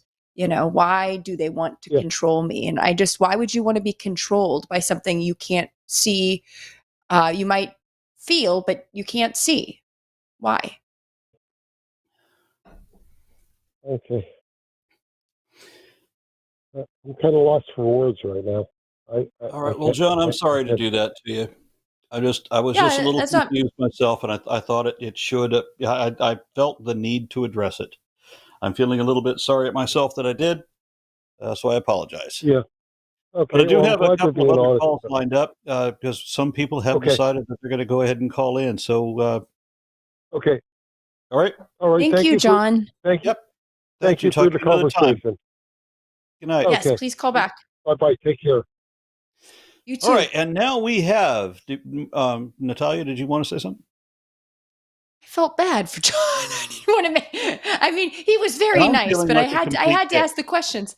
Well, no, I think, when people I think are on the fence about where they stand, it's hard because when you ask questions that seemingly for someone like us might seem like, well, yeah, that makes sense. I don't know why, but when you're faced with having to defend something that it's hard to defend, I mean, it's got to be something that you've held on to for so dear. It's a punch to the gut, and that's also why we do this. We have a theist, and I think it's somebody we've spoken to before. Is this Clem? Clem, can you hear us? I can hear you. How are you? Hey, Hi. It's a miracle. How are you guys? I got on. I'm on the internet. Welcome, Clem. Can you hear me okay? Yeah. Yep. Oh, I wanted to start off with a compliment. Now, I wanted to say this. I want to start off with a compliment. The lady's a genius. And sir, I'm going to say, I'll go out on a limb and say it. The lady is a genius. She knows what she's talking about. Very insightful, interesting, charismatic, and let me tell you, the best hair. you got the best hair. It's like 1985 Cyndi Lauper hair. It looks great. I haven't washed it in a week. That's the secret. Just don't wash it. Shh. But thank you, Clem. I very much appreciate it. It's working. Never showering again. I'm done. Copy that. Wonderful. Now I'm going to tell you, I got a little secret. Now, this is what I called about. A lot of people know there's a lot of secrets in the Vatican basement. Right? They got a lot of artifacts, things like that. I've been down there in Rome. I've been there. It was amazing. So I went down there. I was lowered to the bowels of the Vatican. Right? I looked through the little the racks there, and I saw the original Bible. The original. You're not going to believe the original Bible when it was written. Yeah. There is an original Bible? Oh yeah. Is this a first edition? I saw it. It was. Was it autographed by the author, sir? Yeah, right. I know. Yes. It was autographed by the author. Which ones? Back then in the Bronze Age, they didn't even, people couldn't read. So there was actually a lot of pictures in it. I opened it up, and guess what? Love that. There was a centerfold of the lovely Cleopatra. Oh, a trifold centerfold. So in love. Did you know that? I'm going to go get a beer. Tell me whatever the punchline is. Oh my God. No, y'all, I'm playing around with you. It's a joke. I just wanted to I basically just wanted to call to say, listen, you guys are brilliant. Go on. I love the talk. I love the dialogue. You got great hair. Both of you got great hair. I mean, really. Aron's got fantastic hair. Long hair and I feel like he should be He's on got the cover of snakes. a Black Sabbath album. He probably will be. We'll make that happen. The night is young, Clem. Where are you in Washington? That's basically just what. Right around the border, where you hit Canada. Canada? Oh, nice. Okay. Yeah, nice. About up there. And I like your enthusiasm. My question is, you mentioned. Oh well, hey, I feel like I'm talking to brilliant minds here. My question is for the lady. You said you used to teach, and why did you find yourself? I guess why did you leave the world of academia? Oh God! Wow. Well, that's a great question. No, I was an adjunct professor, which means basically part-time professor. And unfortunately, the problem with academia now is about 70% of classes now are taught by adjunct professors that are on short-form contracts, and we're paid very little. And it's almost impossible to make a living, I mean, I'm going to be very honest. I worked for a Cal State school my last semester, and I enjoyed my students immensely. I was teaching two sections of Introduction to Biological Anthropology and one section of Human Variation. And after taxes, I made about $150 a week per class, and I would at that rate have to teach about 10 classes to be able to survive. Cheers in Los Angeles, because I live in Los Angeles. So as much as I love it and I love my students, and that's why, I mean, I create science comedy videos. I do things like this because it's an awesome opportunity to still teach, but hopefully on a broader scale. But eventually, I don't know, it'd be great to see academia shift and change, because essentially I did a podcast about this, even starting about the birth of student loans and the problem with tuition being as expensive as it is. Like, for instance, in the state of California, the CSU system, or not CSU, UC system used to be free for students until Ronald Reagan was made governor of California, and he immediately defunded higher education. And then all of a sudden it cost a lot. And what's happening is student tuition is going up and up and up, but that money is not trickling down to the educators. It's trickling down to the top, to provost, president, athletics. And so I'm hoping there's going to be a shift and change, because students deserve better, educators. And by the way, sciences pay a lot less than, say, like a design school, like somebody who's teaching, more of a skill like, industrial design might get paid 3 times as much. So it's social sciences are not exactly cherished by universities. What is it that the Republicans got against education? I would have thought that the great plan would be... can't control. I am foolishly thinking that you're going to empower the next generation to be able to take care of us, so that I can just dodder in my wheelchair safely somewhere. My biggest concern, if I had dictatorial power over this country, one of my biggest concerns is can your mother still get her prescriptions at the grocery store? Yeah. I don't want to mess up anybody's life. And then and it seems that since Reagan, like, what are these people getting educated for? We don't need that. Let them pay for it. Yeah. And these mental hospitals, screw them. Let people out. Yep. My last name is Reagan. Remember, no relation. No, you're wonderful. Reagan was a real scumbag. If you look back, when he was the head of the Screen Actors Guild, he would name names to the House on Un-American Activities Committee. He would turn in his own SAG actors saying they were communists because they were running against him in the SAG president election. He's always been a scumbag, Reagan. Dirty. That's not cool. No. Well, that's not what this show's about. True that... So... Yeah, I know. Yeah. Let's get back to talking about Egyptian gods like Isis, Horus, the falcon god, Anubis, the jackal god, Thoth, baboon god. Yeah, well, I don't want to give you multiple topics here. We actually have callers in queue again, so I want to give equal time as much as I can. And Natalia, you're a genius. Well, thank you, Clem. I very much appreciate that. Very much. And yeah, call back soon. Enjoy your Cleopatra Will centerfold. do. What about Nefertiti? Did you get my Nefertiti joke? Oh, Yeah, yeah. Yes. it's terrible. She was the next issue. Sorry. Nefertiti was Yeah, the right. next issue. All right. I'm here all week, Good night, folks. Clem. Just kidding. Bye. All right. And now we're going to jump right over to, let's see if I can pull it. Marco in California. Marco, are you there? You guys hear me? Hello. How you doing? Hi. Hi, nice to be on the show. This is my first time calling. I love you guys. Nice Well, to thank you meet so much. Natalia and Welcome. Aron. Yay. So I'm an atheist, and I had a really quick question. Being an atheist most of my life, I don't know much about Christianity, just from what I learned here and there on your videos. That's okay. and Christians other don't know places. much about Christianity either, for the most part. Yeah, it seems to be true. This is At least true. I'm watching your episodes. So my question is this.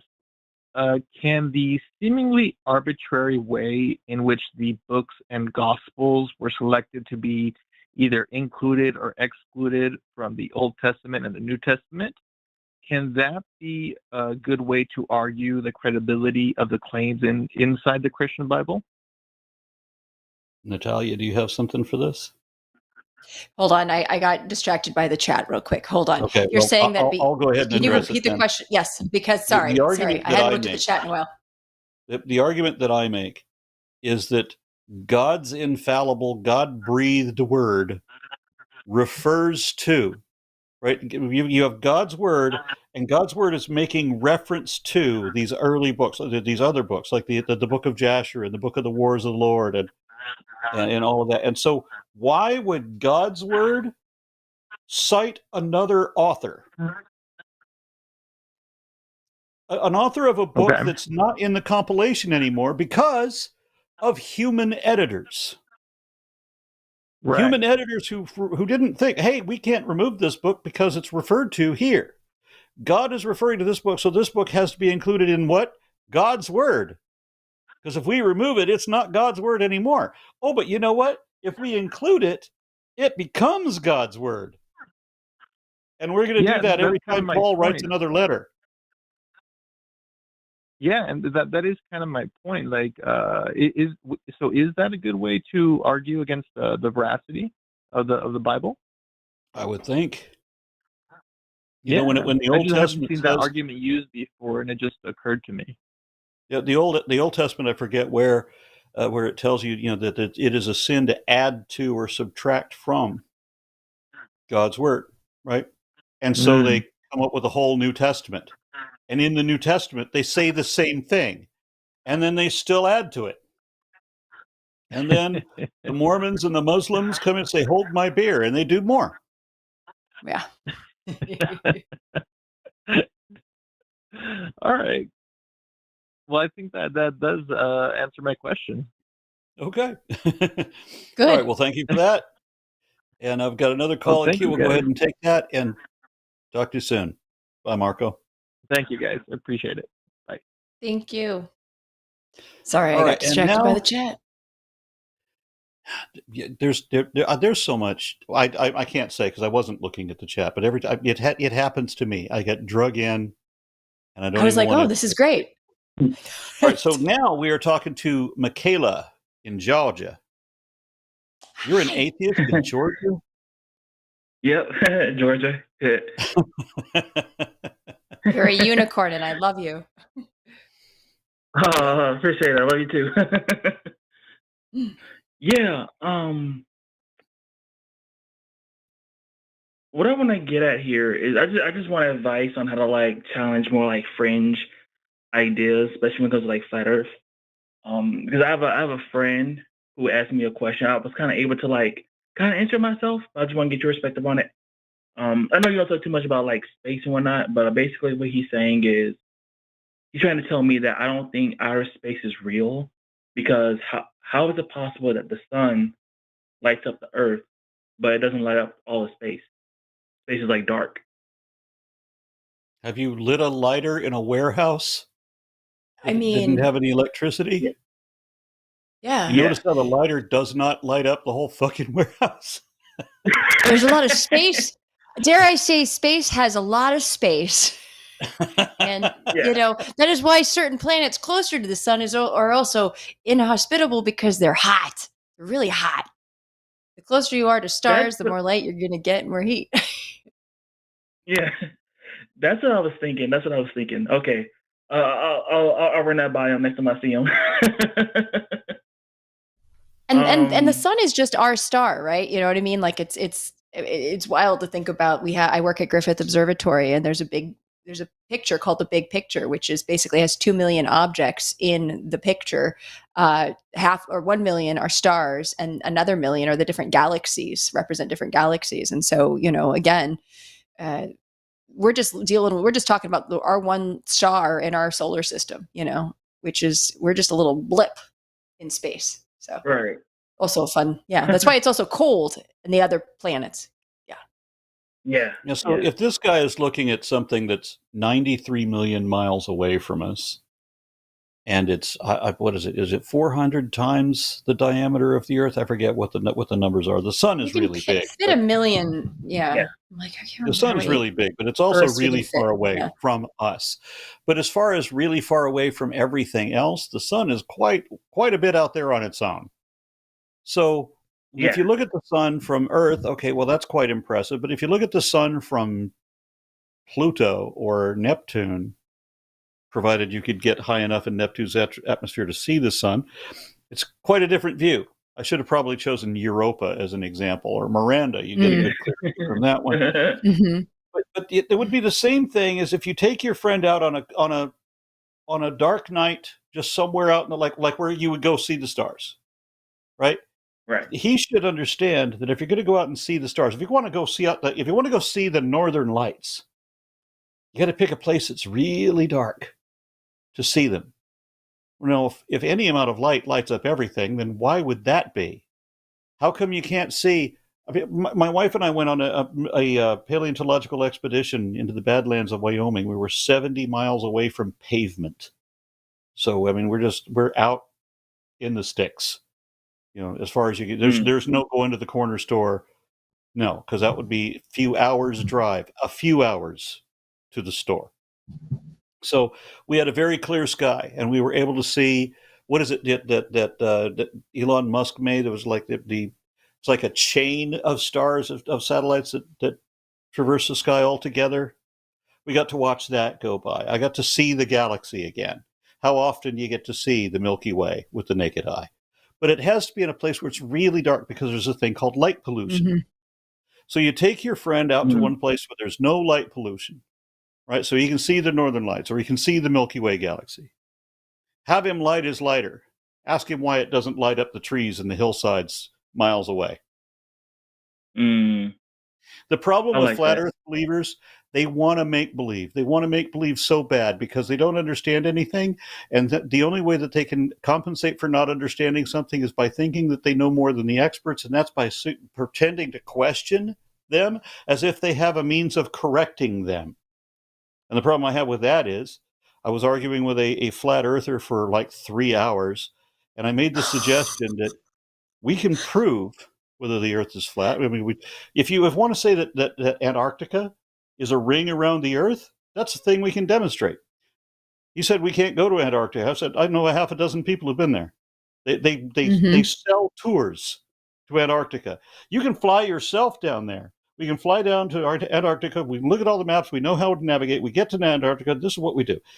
You have enough fuel in a passenger jet that you can circumnavigate Antarctica, almost the same size. You can circumnavigate Antarctica and come back to the same place that you left. So you can watch the coastline move all the way on that long-ass flight until you get back to where you started, which proves that Antarctica is a continent, not a ring around the planet. Because if it was a ring around the planet, we would no way have enough fuel to go all the way around that bitch. Couldn't be done. And this guy that I was talking to was such an idiot that he thought I owned my own jet and that I was going to force him to fly around Antarctica just to disprove his faith. And he got angry at me because he wants to believe what he already knows is not true, and he's not going to let me prove it wrong. That's the way these people are. They're not sincere at all. Totally. Yeah. I like that. I like that response. That helps a lot. I pretty much have like two more questions. So real quick, I've been watching lots about the line. It's been great in helping me, deconstruct, especially like deconstructing the more fringe thing. That's been a challenge. Because right now there's this idea that someone close to me is like they're convinced that Native Americans, indigenous people, are descendants of the Israelites. I know that's not a thing because they were already over here 25,000 years ago. And their evidence for this is that all the genetic studies prove otherwise? Right. Yeah, I think I can't find the video that you did on it, but I guess I want you to, like, if you can expand, like, there was this person who had like they said they found like a Hebrew scripture in like somewhere in the Americas, and like can you kind of like expand on that if you can? I'm trying to remember what you're talking about. They found a Hebrew scripture in. I think there was like a dentist who was like basically trying to like. Was his name Javier Cabrera in Peru? Yeah. Okay. Yeah. Javier Cabrera hired people to make fake artifacts and then falsely age them by using the acids and enzymes in chicken shit that would create an illusion of false age. Well, then, he's been having a little too much of his own laughing gas. That is yeah. A little nitrous head over there. The name for this thing will be heretic. Do you see this, Michaela? Do you see the snake? Oh, I had to close out YouTube. This is my. It's okay. He's holding a snake, just so you know. This is a 2-month-old hatchling, and albino, lavender, mainland reticulated python. So they live to up to 50 years, and we'll get, I don't know, 16 to 20 feet, something like that. But right now, he's tiny little cute thing. Anyway, I just had to bring it up. Aron can speak to this as well. But as far, and this is something interesting in anthropology, for years there was question on when indigenous Native Americans reached the Americas. For years there was debates that it was 12,000 years ago, 11,000, and indigenous cultures have been saying, no, we've been here for over 20,000 years, and a lot of scientists weren't listening to the indigenous wisdom and scholars and then the people. And recently, I believe it was maybe a year or two ago, they found footsteps in New Mexico that are 22,000 years old. And so we do know that indigenous people were in the Americas. There's also debates on how they got here. There was this idea that they came across the Bering Strait. Now we think it's more of a coastal migration, that they actually were seafarers that came down and were using the Kelp Highway, which is essentially the coast of the Pacific Northwest, has a lot of seaweed. Seaweed is very nutritious, great to eat. You got to have a lot of seafood there. And it's a great way to sort of, settle in a new environment. And so that's how probably a lot of indigenous cultures got to the Americas, part of North and South America. The Americas were inhabited twice. So South America was also inhabited from Pacifica. So when she says that they were seafarers, she ain't kidding. Yeah. I mean, there were people who lived, who had their whole villages basically on these huge reed rafts way back in ancient times. They would bring goats. Because think about this, you don't have a means of propulsion, you don't have a means of navigation, but you damn sure need to eat, and you need fresh water to drink. So these people would bring enough people that when you land someplace, you can procreate an entire population. So how big is that raft already? Right? Big ass raft. And so they came into Argentina, Chile, from from the east, or from the west, and then they came in up and around. And when they did, and I agree with her that it makes no sense for them to be trudging across these great glaciers with just nothing, but their boots. Right. No, it makes a lot more sense that they did the same thing that the southern people did, where they come over on boats, foraging from the sea, as you were. Yeah. I mean, and celestial navigation, that's another thing. I mean, you can tell your friends a lot of indigenous cultures use the star systems to understand how to navigate, the Pacific Islanders that eventually got to Hawaii. I mean, this was much later, but still several thousand years ago or a few thousand years ago got to Hawaii, which is one of the most remote set of islands in the world, But and Natalia, just using you say the that stars. we know these things, but that's just according to the facts. I mean, I know. So annoying. Silly facts. Ugh, getting in the way. But yeah, I mean, Easter Island is a great example too of people that, I mean, that's super remote. Or even the Galapagos, which is, I was just there actually in February and March, and the Galapagos are super inhospitable. Very little fresh water, volcanic rocks, not a lot of great vegetation to grow things. And people got there, but were like, screw this, let's just keep going. So people didn't even settle there until the 1800s. That was another thing I wanted to ask you about, Natalia, and I remind me to do so when we're toward the end of the show, because you've been to some interesting places as part of these little tours that you run. And so I want you to, I forgot to ask you about that at the beginning of the show, but that is kind of a fascinating thing that you do. And I so lament that I could not join you in Madagascar. We have snakes from there, and I've got Dumeral's boas. I might be launching a trip there next year. If you're interested, I'm going to be putting it out there. So I had to cancel Madagascar currently. There's, the economy's tough, right? And people, I think, overpromised because they didn't realize, that's 36 hours away. I see you planning trips to Madagascar, planning trips to Belize. You said you just came back from the Galapagos.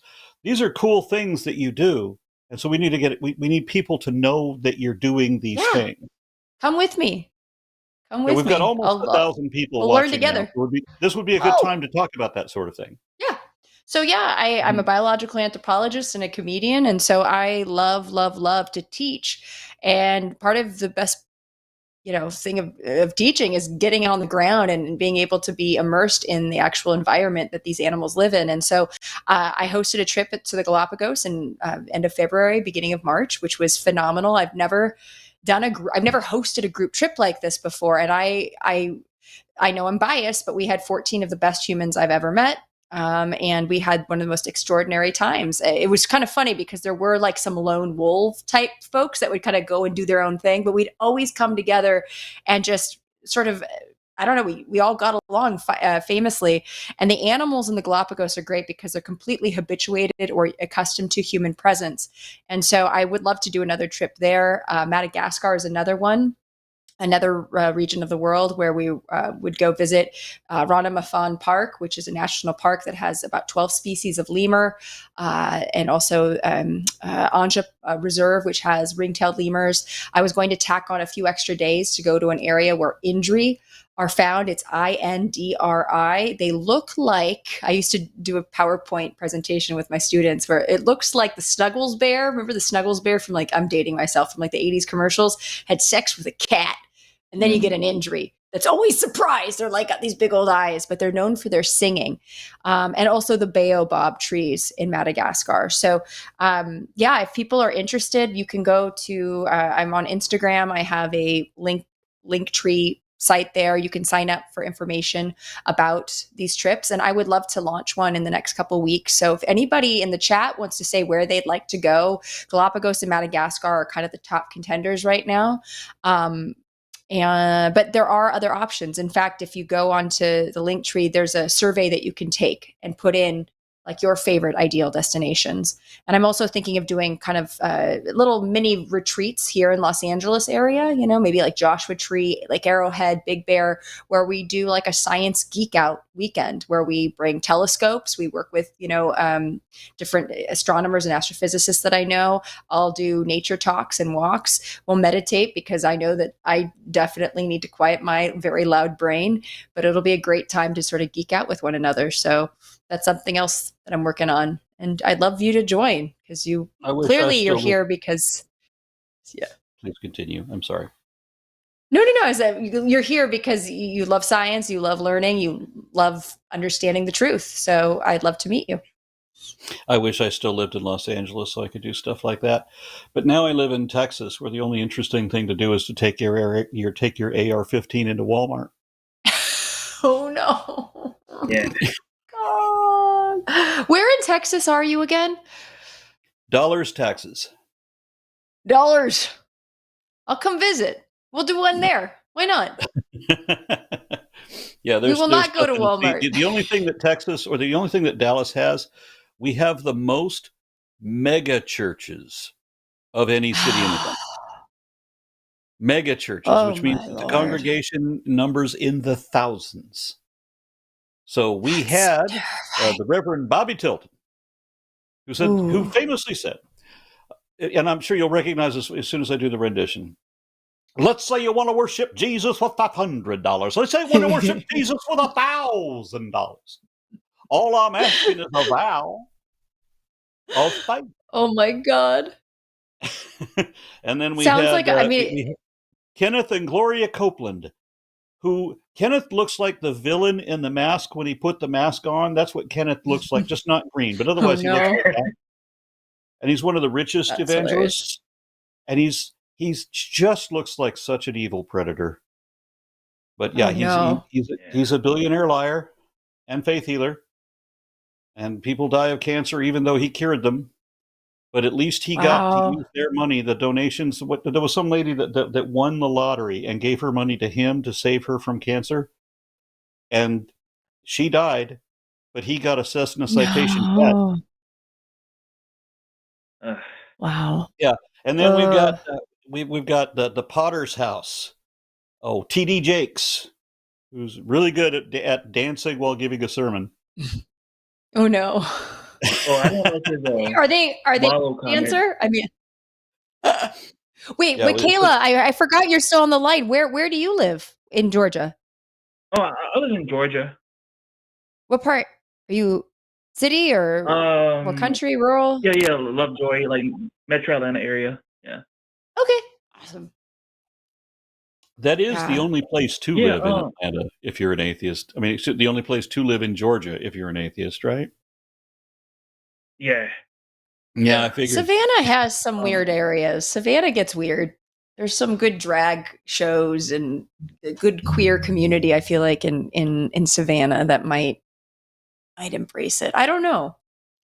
But Kayla would know better than I. Folks in my area, especially at my job, like a lot of people are in that, and that's really comforting for me. Yeah. What do you do?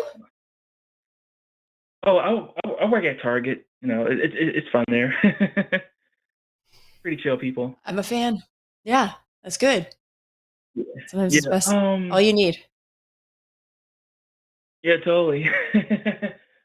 Also, I've been watching a lot of things on the line, and I've gotten really good at challenging Christians on, I have a lot of discussions with Christians on my own time, with their permission, of course. I never force anybody to have a conversation they want to have it.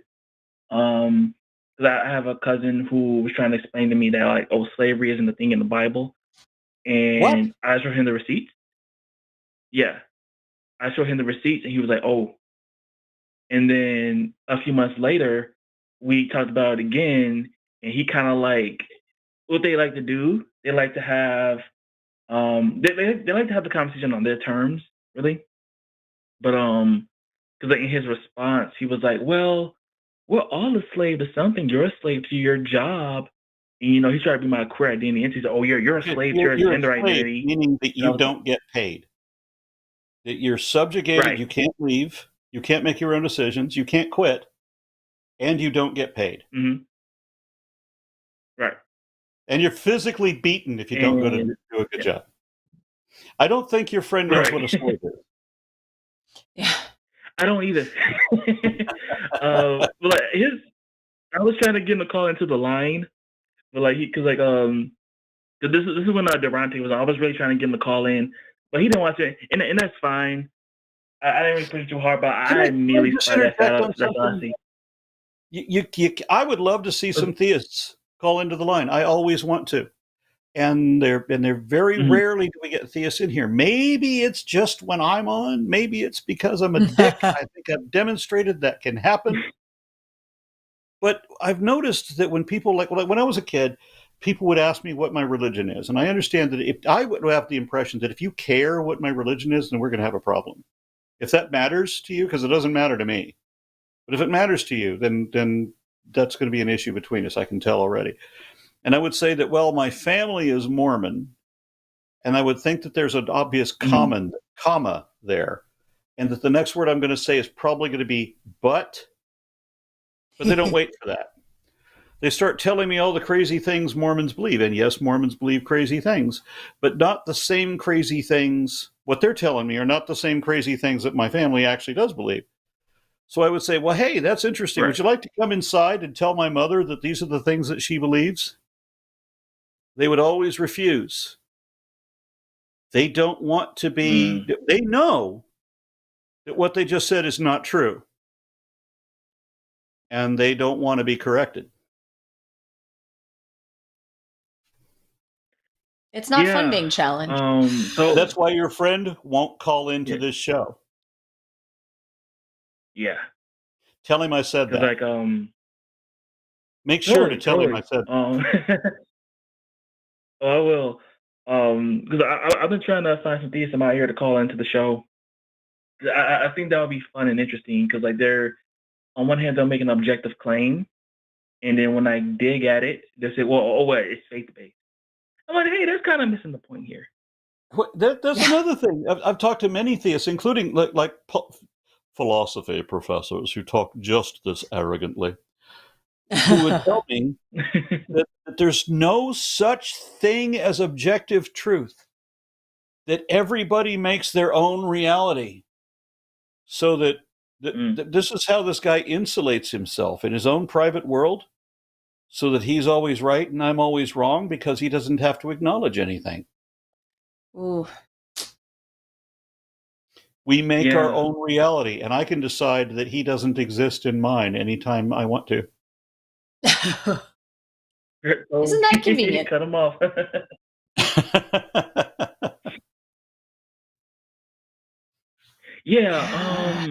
Before I get out of here, I do want to say, like, Natalia, I'm not surprised that you're also a comedian. You did have me cracking up early in the show when you were talking about the hyenas. I thought that was pretty funny. I can tell you're a comedian. I appreciate that. No, it's fun combining the two. So yeah, and by the way, definitely Google hyena clitoris. I'm not kidding. And fun side note, they give birth through it. They give birth through that long. I know. It gets worse than that. That's it's so bad. It's so bad. One species. Brace yourself for this. And I'm sure Natalia knows which species it is, but the females have a clitori bigger than the males. Well, maleness, and when they give birth, if there's any complication in that birth, the female will have to chew off that appendage. Oof. Tell me again, there's a God? Yeah. Nature is mean. Plan. That's speaking of nature, Aron, I guess I'll talk about this briefly before I get out of here. I've seen you debate a lot of over-the-top people, and it's always been very funny and entertaining. But I genuinely felt sorry for you because you had the misfortune of interacting with Jesse Lee Peterson. Like, that discussion was just wild. I had no idea that somebody like him could exist. Right. He was smooth brain. Yeah, and he was. I am too polite to say in public that he was the dumbest person I've ever spoken to who made a living at talking. So I won't say that. I'll just keep that What's to this myself. man's name? Jamie Lee Pearson? I don't know him. It's Jesse Jesse. Lee Peterson, isn't it? Yeah. Yeah. Okay. Yeah. So yeah, Have you ever seen? Have you ever seen a human being, an ape, turn into human being? Oh no! Oh no! Oh great! Yeah. This is okay. Wow. Yep. And then which one is worse, your wife or your mom? He said this. What? Because he said that. I don't think I saw that part. So he's a misogynist and an idiot. He's openly misogynist. He embraces misogyny. misogyny. Oh no! You have no idea. And get this, he's a black. He got caught watching. He's a black white supremacist. Oh God. Mm-hmm. He's a living dead. He did get caught. He got caught watching adult gay content on Twitter. Okay. And he denied it completely. Where do you find adult gay content? It's not hard, Aron. I have found it myself. I have found it. No, thank you, Elon. Yeah. It's there. Wow. I mean, it's not surprising, right? It's kind of like, well, yeah, that makes sense. That checks out. As you know. Yeah. Yeah. Yeah. Putting the Peter and Peterson. Yeah, so I don't want to bash somebody who's not here to well, right. Let's just say let's just not do that anymore. Totally. Yeah. Hey, well. By the way, if anybody's curious, this is Black Tuesday from the brewery. Oh. And it's in a little glass because it's 19.5% ABV. Holy moly. But it's an imperial stout it's a bourbon barrel aged imperial stout that goes really good on waffles. How did that come to be? Was this an accident? I feel like this was a happy accident where you're like, you were having a breakfast beer. Until I discovered this, the highest ABV I've ever had was 18. That's bonkers. That's more than sake. Yeah. There's a lot more than sake. Sake, yeah. This is going to be a fun show. It's going to get real good. It's going to get real spicy. Well, you'd think, but we don't have any theist callers. Because there's some people that don't seem to know how to own me like they say they do all over Facebook and Twitter. Where are you? I'm here. Where are you guys? Have we scared people? We can't scare people. Yeah. Well, maybe after the way that I treated that one guy, because I am feeling terrible about that. Sorry. Oh, no, you know. I mean, you're talking about John? John was nice. Yeah. He was nice. He was nice. He was nice, but... He wanted to go watch Aerosmith with us. Yep. I guess I fucked that up. That's why they're not going to have me to Thanksgiving dinner anymore. We could have Led Zeppelin with him. That could have been fun. I mean, we meet in Jersey next time they come around. And they played at the Greek Theater. I was invited to go to the Galapagos many years ago. Were you now? Yeah, on a special cruise ship. And this, because I've always been like dirt ass poor. I mean, and I'm kind of always going to be that way. And they only wanted me to cough up $5,000 to do this trip. Oh, dear Lord. Try to put yourself back to like 2010, right? and they say we're going to take this small cruise ship. It's just going to be a intimate group, with James Randi and Richard Dawkins and Penn and Teller. Aww, I love and people like Randy. Yeah, let's go back to 2010 now. Yeah, right? the economy was not. Yeah. And so if you just give us $5,000, we'd love to have you come, and another $5,000 for your wife, and we'll meet up in Peru. I think it was Lima, Ecuador. I don't remember where. I don't remember where in Peru, but we're going to we're going to fly to Peru, and then we take this wonderful little cruise ship, out to the Galapagos. They showed us this charted out. I've never been on a trip like that in my life. Mm-hmm. The most exotic trip I've ever had involved me on a motorcycle. Prior to that, yeah. But yeah, how do you, they do have liveaboards. Yeah. So the way ours worked, we still have a caller on the line. Oh, we have a caller on the line. Yep, Michaela. Oh, Michaela. I was going to say, Michaela. I have a question for Michaela.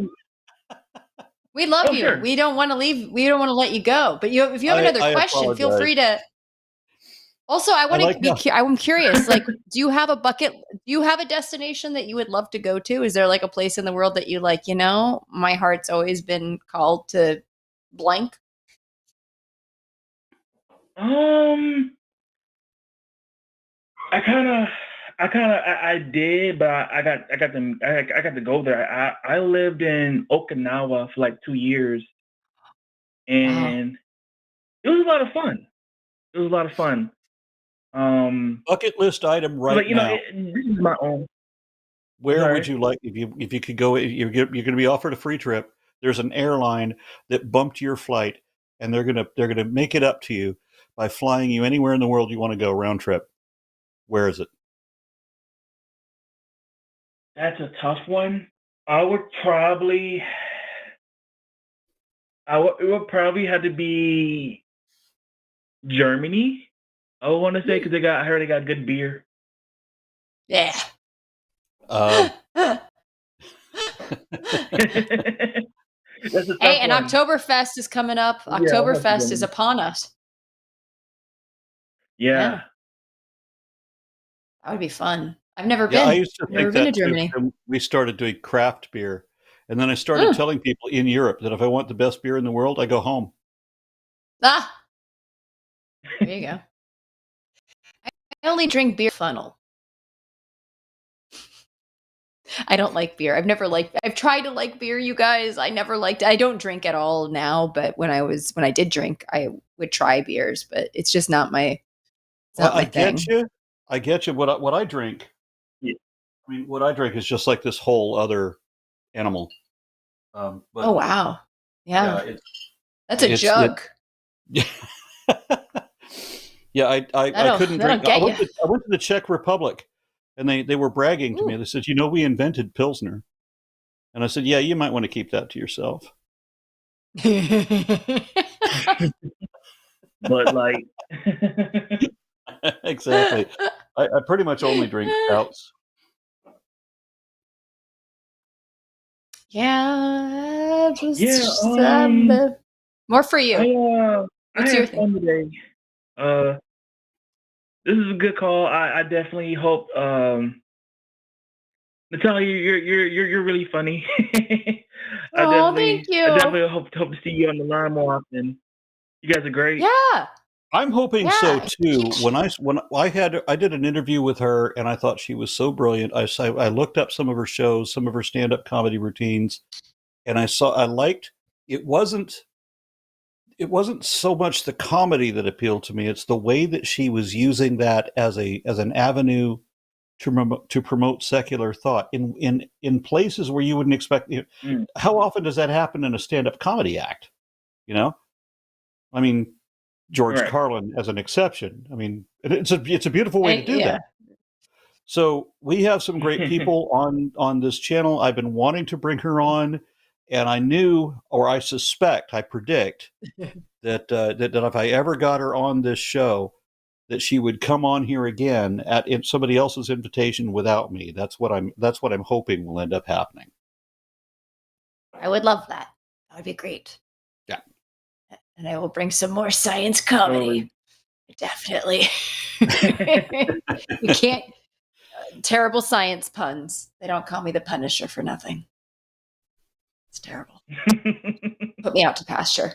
Well, I love you guys. You guys take it easy, all right? Thank you much. Love you too. Come Come back. back. To you soon. I love you. Take care. Bye-bye. Bye. So, Natalia. Yes. Describe to me how you do. Somebody has signed up for your trip to the Galapagos. Mm-hmm. What happens? They fly from wherever they are to Lima. They take a bus to the boat. It's actually it's Ecuador. You would fly either to Quito. Yeah. So the Galapagos are part of Ecuador. 600 miles off the coast, though. I mean, they're pretty darn remote. So you would either fly to Quito or Guayaquil, which is on the coast. And fun side note, when I did this trip in February, Guayaquil and Quito were actually under kind of a country-wide curfew lockdown. They were having some issues with escaped convicts, but it wasn't too dangerous, honestly. But you would get yourself there. And then you then get a flight to the actual island where we'd meet. And there was 2 different versions of this trip. There was a 7-day and a 9-day. We did the 7-day in which they would make sure they got their keister to San Cristobal Island on the first day. And then we would actually spend a couple days on each island. Or there are 3 islands in particular. It was San Cristobal, Santa Cruz, and Isabella Island. And Santa Cruz is where you have the Charles Darwin Research Station, which I actually became buddies with the folks there. Because while we were there, my +1, I didn't bring he technically is a friend, but I didn't bring like a partner or like my BFF. I brought my producing partner, and we actually shot a pilot while I was there. So right now we're actually getting ready to shop it around. So like I'd be like, hey guys, give me 5 minutes. We'll be right back. And we'd sneak away, find a blue-footed booby, do 2 takes, and then run back and be like, what did we miss? But essentially they would get to the location. San Cristobal Island was the first one. We had a welcome dinner. We stayed in a really nice hotel with a pool. We had like a nice, welcome dinner. And then the first morning we kind of hit the ground running. We did snorkeling with sea lions, sea turtles. And later on that day, what did we do? We did some hiking around the island. And then the next day they have these water taxis essentially. And went to Santa Cruz Island. We did the Charles Darwin Research Station. And then we went to Isabella Island. And there we did a lot of snorkeling, and a lot of it was with the Galapagos penguin, which is the 3rd smallest penguin in the world. White tip reef sharks. So you're swimming with sharks, but white tip reef sharks are like little puppies. They're really cute. They actually sleep. They're one of the sharks that actually does go through a sleeping cycle, and they all kind of stack on top of each other at the bottom of the water. And it's really cute to see them. But I actually at one point was circled by a bunch of penguins, and the folks were on the boat going, oh my God, look around you, and I had a GoPro filming that. On Isabella Island, we also did a couple additional hikes, seeing just the different terrain, because that's the cool thing about the Galapagos is that they're volcanic islands that are fairly new. They're really young. And so while we were there was a volcanic eruption on the island next door to us on Fernandina. Luckily it did not affect us, but that just shows how young these islands are. They're still being formed. It's really quite cool. And then again, we had more snorkeling, but this time with marine iguanas. So you actually get to swim with these marine iguanas that are just Godzilla's swimming was based on marine iguanas, and they put and as Aron has snakes. It looks like a snake in the water. They put their arms and legs back. They use their tail to guide them and like a rudder. And I actually raced to catch. Lizards. I've also had monitor lizards. Yeah, I love monitor lizards. The first one, unfortunately, grabbed the corner of our aluminum back door and bent the door open. And this ended up with him having an unfortunate encounter with the police. No. Yeah. Yeah. No. How big was he? What the fuck? Sorry. He was only 4 feet long. only, but still, that's sad. Poor buddy. Yeah. I love monitors. They're so impressive. But yeah, marine iguanas are really cool because they're the only found in the Galapagos, and they're black to match the volcanic rock, so it's really hard to spot them. Great camouflage, but they actually, because they only eat algae, they're vegetarian. I joke they look like Godzilla, but the only thing they want to smash is your seaweed salad, and they'll just eat all the algae in the water, and they're drinking lots of salt water. So the way they get out all that salt is they sneeze all the time, and they're constantly like achoo, achoo, achoo. It's the cutest thing. And then they also get cloaked in this white snot, so they'll get like a Marcel Marceau type. I call them like the salty snot mimes of the reptile world. I mean, it's so freaking cute. It's so adorable. And then the Give me a blue-footed realistic boobies. expectation. I'm sorry, I cut you off again. I keep doing that. I No, apologize. you're fine. I should just shut the fuck up and wait till you stop talking for a good 10 seconds. Go ahead. It might never happen. What you're describing. There's so many things that are appealing about this to me. I want to take this trip, and I want like realistic expectations to take this trip, and I also want you to kind of like illustrate how many nights are we there? How many nights at sea? How many nights at different islands? What is the night life like? You know, we've gotten the day trips, but we're there the whole 24 Nighttime. hours. So give us the other times too. How are we eating? What else are we doing? So that's a great question. We stay always on islands. We're not doing it's not a live aboard trip, right? So like what you were looking at, the reason why it was so expensive is live aboard trips are always going to be more expensive because it's a cruise, right? That is the frustrating part of the trip, is like you are using public water taxis, but you also are like part of the community. Like you're actually using the water taxi that like fishermen use to get from island to island, and you're kind of amongst the people, but they're not uncomfortable. They are totally fine. And then in terms of the evening, so usually all the breakfasts are covered and a couple of the lunches, and then I think 2 of the dinners. So the beginning dinner and the end, and it's a total of 6 nights. So there are about 4 nights that you are covering your own dinner, but it's pretty inexpensive. It's Ecuador, it's the Galapagos, and the currency, by the way, is dollars, American dollars.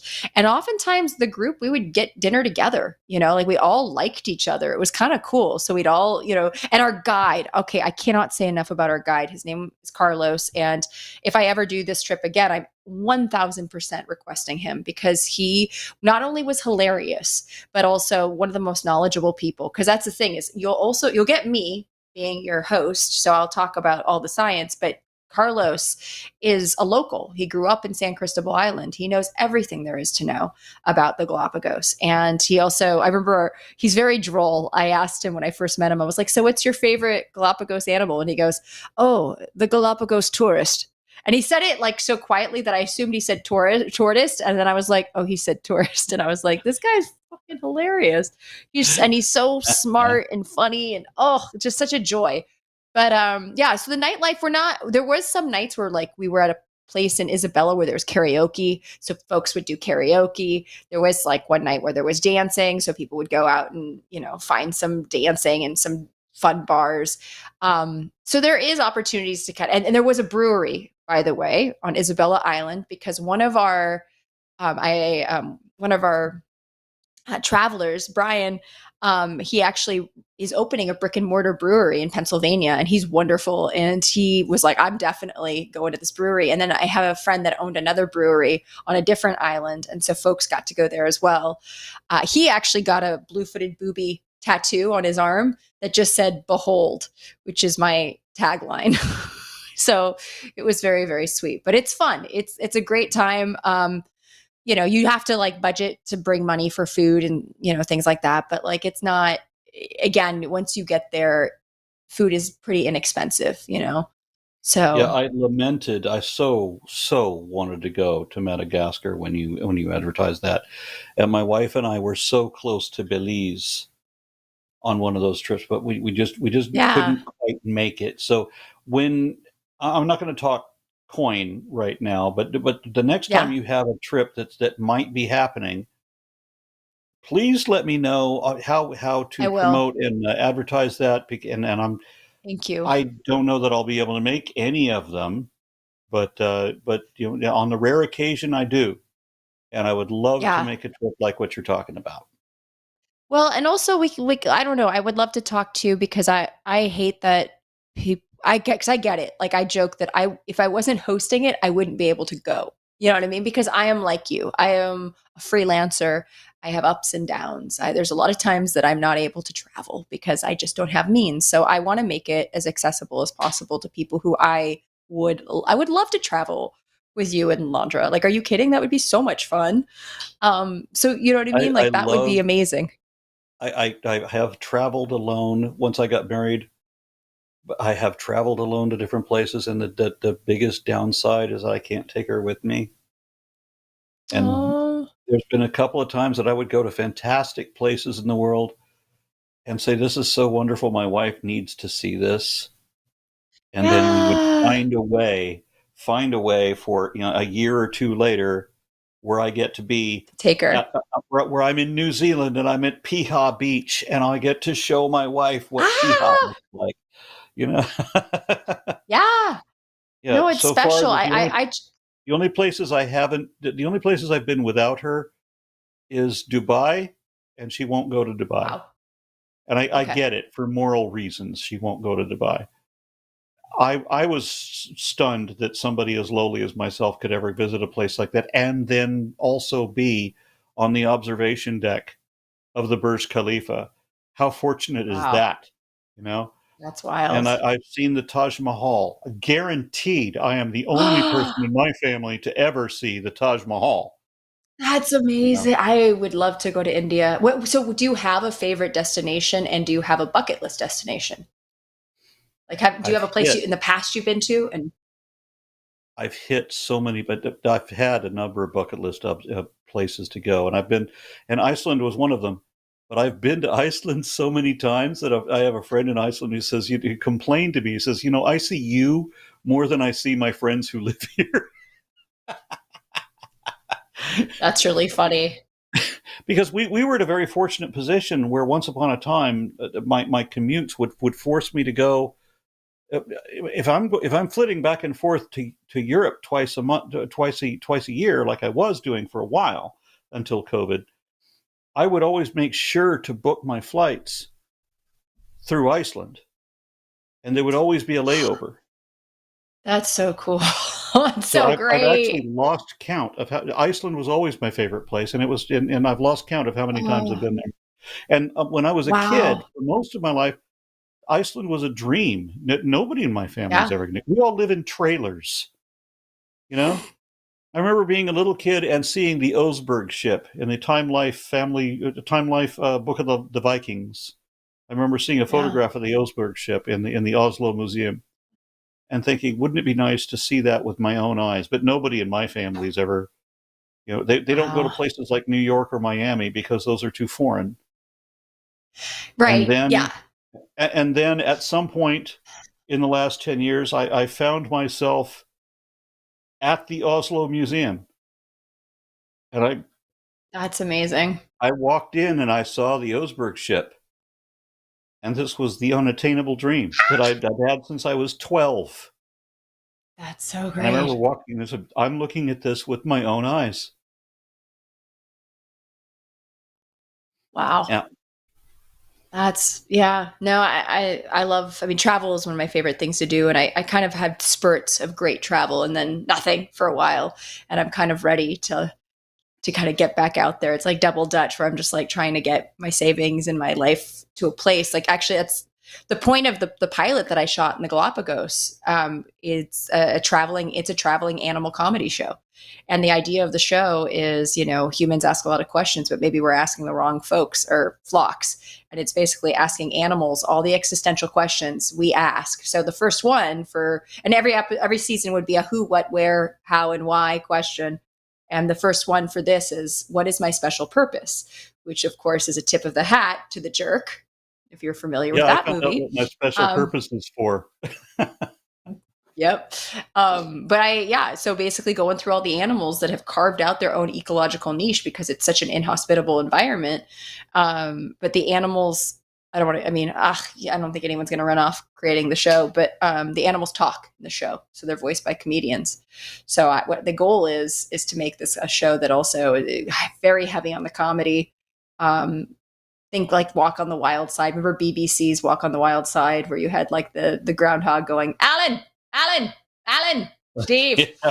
So it's, the animals talk, but like in this show, their conversations reinforce the science that we're presenting. So knock on wood, I have a meeting with Nat Geo next week.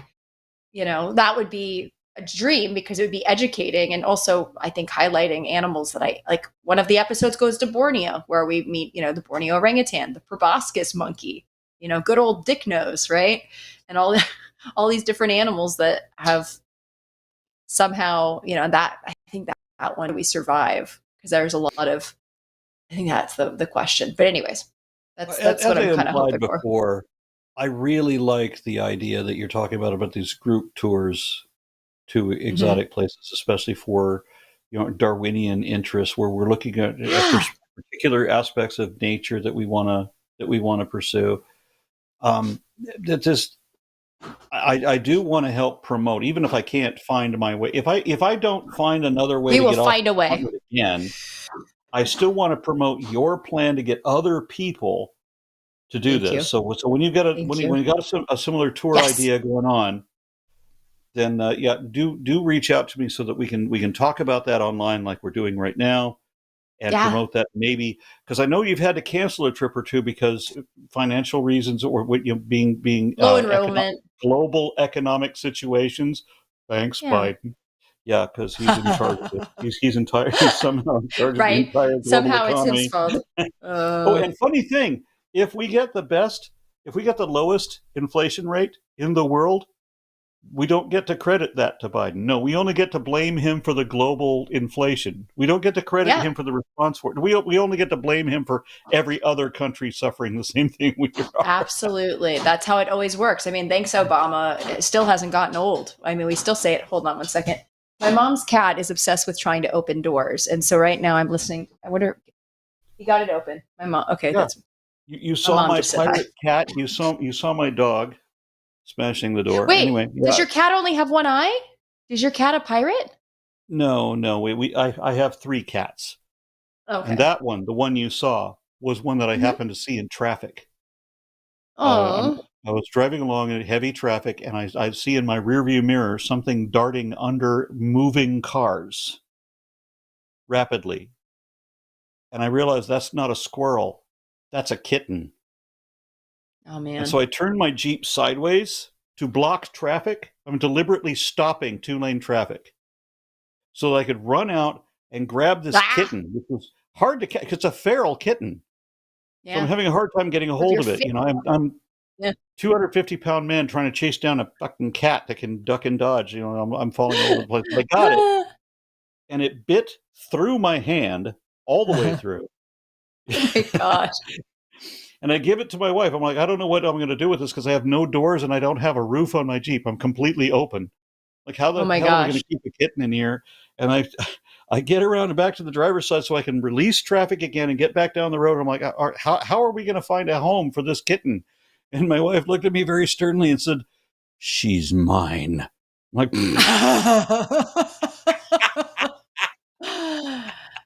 wow. Okay, dear. That's amazing. Yeah. Well, she called it. And what's that cat's name? Persephone. Oh, that's a great puntastic name. We have another one. There's another one whose name I like even better. We went to Florida and we were in Pensacola and somebody wanted me to do his show. He has like a TV studio, but it's not very well known, but he has a TV studio and I did his show. And he kind of like palmed this kitten off to me. He says, "We have this feral cat. I don't know I need to find a home for it. Can we give it to you?" Okay. Well, I'm gonna take your feral kitten home with me. And that one's name is Hecate, after the goddess Hecate, but only because it also stands for Hey Kite. Oh my God. I love that. I knew a Nefertiti and a Cleopatra, which I thought were pretty fantastic Egyptian pun names, you know? But I love that. Hekate. All right, so we have Yes. lines capped. Do we There's have a no more caller? callers coming in. Natalia, thank you very much for Yes. being on. I'm glad that I finally my got you God. to do a show with me. I do hope Yes. that people recognize here. As I said, we've had close to 1,000 viewers most of this evening. I do wish that you have good futures on the plans or the trips that you do, the Thank you. escapades that you do, whether they're on TV or in the local Los Angeles area or however you're promoting secularism. Yeah. Great to have you on. I hope to see you again. I would like to see your popularity pick up. Thank you. And Yeah, I follow guess, my YouTube channel if you want. yes. How do we find you? What do you want to promote? Oh, well, so my YouTube channel, it's Natalia Reagan here on the YouTubes. I think that's all you need to know. Instagram at Natalia13Reagan. I also, if you're in Los Angeles area, I'm doing Survival of the Filthiest, September 28th at the Lyric Hyperion, 9:30 p.m. in Silver Lake. It is wild, weird. It is about the salacious science of sex. We'll have probably a gorilla and a Bigfoot cameo. There's a Dolores, the clitoris puppet. It's going to be a rollicking good time. I'm also making my burlesque debut October 17th at 3 of Clubs, and that's going to be a really fun show. And I'm hosting a science comedy burlesque show called Queered Science in Tucson. So if we have any Arizona folks, check that out. That I believe is November 9th. But I'll have that up all on my stuff. So come find me. And Aron, we need to do more stuff together. Indeed, we do, especially since I will find an excuse to go to Tucson or Phoenix because my oldest friends in the world live there. So I will, yeah. And I grew up in Los Angeles. I had such a California accent. When I moved to Texas, man, oh my God, I really had to beat down that accent because I sound exactly like, Van Halen, And then I realized I sound exactly like that dude, but I live in Texas. And that's like not right. Where did you grow up? What part of California? I lived in Norwalk, Buena Park. Yeah, I lived in Knott's Berry Farm. Yeah, been to Knott's Berry Farm so many times. Huntington Beach, right? Long Beach. I lived in Anaheim, Orange County, Cudahy. We moved up to 8 times a year, and so I was all over the place. Oh wow! Yeah.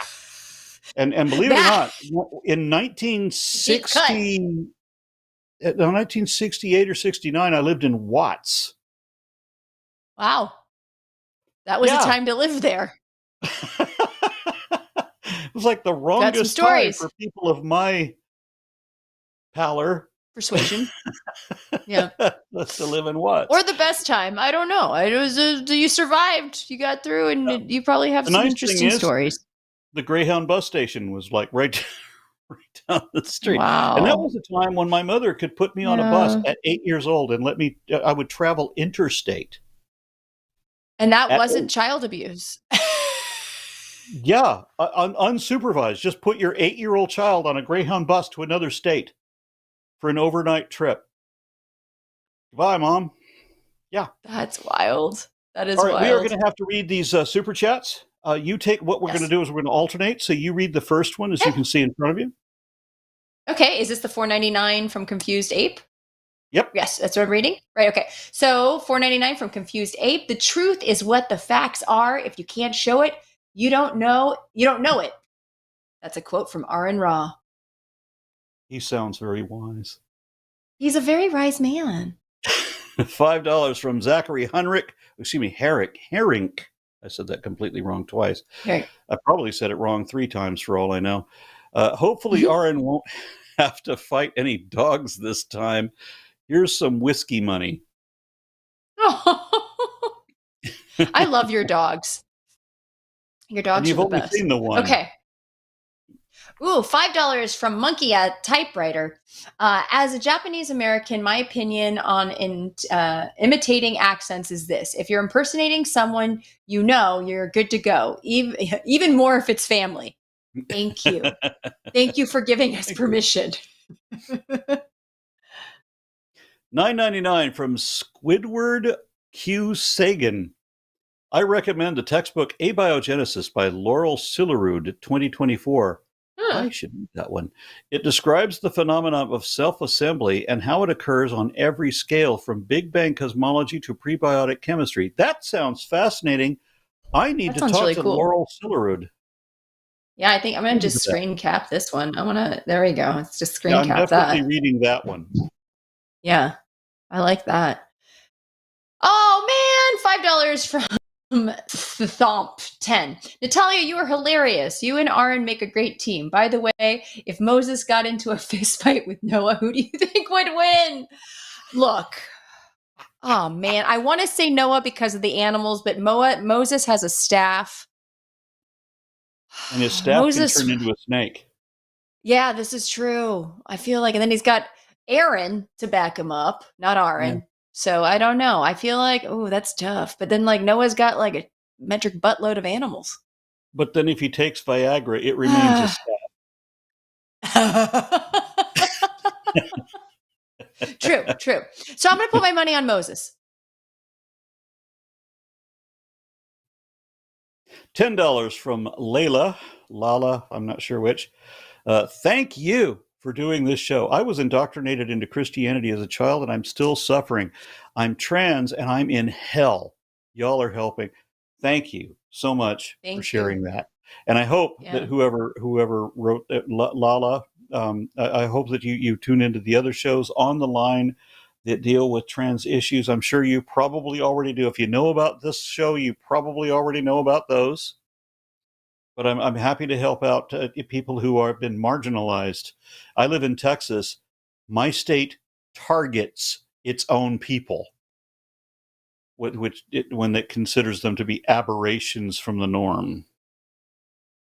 Gross. Sorry, that's just gross. $9.99 from Tattooed Granny. Oh, I like that. Something I never thought I'd type in a million years. Monkey sex swing. I always learn something watching this show. Thanks. I'm so glad to help. Oh man. Yeah, I'll tell you all about it was actually a spider monkey threesome that I saw. And it was it was more of a love triangle. It was one male with multiple females going back and forth, but they were using their tails as creating sort of a sex swing apparatus. And also the kids were hanging on too, which I thought was just really interesting. Like, Mom, what are you doing? And the mom was like, go away, trying to get mine. But yeah, monkey sex swing. If I had a prehensile tail in that particular shape, so many options. So many. Telling you. Well, non-human cetaceans have a prehensile baloney pony. Oh, yeah. You could literally get slapped in the face with a cetacean salami, which, as I joke, is a whole new meaning to cold cocking. And I've heard that bottlenose dolphins, that you might have an entirely different experience if you actually meet one. And it might be that kind. Yeah. They get a little amorous with the ladies. Yeah. So we have 50 Swedish kroner from Nauhart. Wow. If nice. I read that right. We'll never forget the sermon where my preacher told me Jesus didn't actually mean turn the other cheek. That stung. Oh. I've heard that there's a number of preachers that have been complaining over the last year that their congregations are objecting to when they quote Jesus. A number of different preachers have complained that their congregations are coming to them saying that this whole leftist woke thing that Jesus spouts doesn't play anymore. Wow. Jesus is too woke for American Christianity. Oh, dear Lord. This is beautiful. Jesus. And I hate the use of the term woke now because it was stolen. It was appropriated from Black culture. And now it's made as a dirty word for a bunch of, anyways, I won't go into it. Oh, how is it that having compassion for someone, for having an awareness that someone else might have a more difficult time in the day-to-day than people of my situation, and maybe I should just be a little bit more considerate. Oh no, anything that involves me having to have consideration for another person, no, fuck that. That's the worst thing that can be. Yeah, That's what we hear now. It's really terrifying, and I even heard Democrats use it in a disparaging way, and I was like, "Whoa, you've drunk the Kool-Aid," like you're not getting it, like because they're yeah, and again, what bothers me, I did a segment on John Fugelsang's show called "Shit You Can't Say" about words and phrases with problematic origins, or things that have been appropriated and kind of just soured, and one of them was woke, but yeah. It's really sad that being Indeed. a kind, considerate human is seen as a bad thing. $19.99 from Narrative Dude. Natalia, I'm thrilled that I tuned into this episode. I've added you everywhere I can find you. Oh my God, are you outside my house? Now to the nut graph. What is the nut graph? We need you on chewed gum. I'll do chewed gum. I like chewing gum. And how about another woman-focused show? Hell yeah. The line's most powerful Avengers. I'm all about it. I'm into it. Thank you, Narrative Dude. Yeah. Chewed Gum, by the way, is one of the other shows that the line hosts. I'm writing it down. I don't have a position with the line such that I can invite you to do that, but I can tell you that they will be on tomorrow. Cool. And that will be I'll watch that. That'll be at 6 p.m. with Eve. Eve Was Framed and Alyssa Ljub. So Eve Was Framed and Alyssa Ljub. Great. Yep. Awesome. All right, so I will read the next one. $4.99 from Cedar and Sound Studios. If y'all don't remember me in 6 months, I need my $5 back. Committing to memory. You know what a list of people you've just put yourself. If I owe you $5. Yeah, Aron, you owe me $5. One of my favorite rock stars of all time, Lemmy Kilminster, the lead singer of Motorhead, who, by the way, I stayed at his apartment. Oh. I did. He was dead. What? Yeah, he died 2 weeks earlier, but I rented an apartment in his building so that I could meet him. And unfortunately, and this was months earlier, and then he died. And then by the time I got to Los Angeles, when I got to the building, I realized they had rented me his apartment. Dude, wow. So I never got to meet the man, but I'm sleeping in his bed. Bed, yeah. Yeah, you so pooped in the same toilet as Lemmy. You shit on his shit. Aron, that means you're married in some cultures. You a ghost. I know. Sorry. Lemmy's awesome. Okay. Bye. Yep. Sorry. Oh, $5 from the Raven 200. You hear the good news? That Hashira trading arc was dope as fuck. The real tribal chief, Roman Reigns, has returned, and Jimmy Snow has a podcast. Do you know what that means, Aron? Because I don't. I really don't. By the way, if you haven't met Jimmy Snow, but Jimmy Snow has the most humility.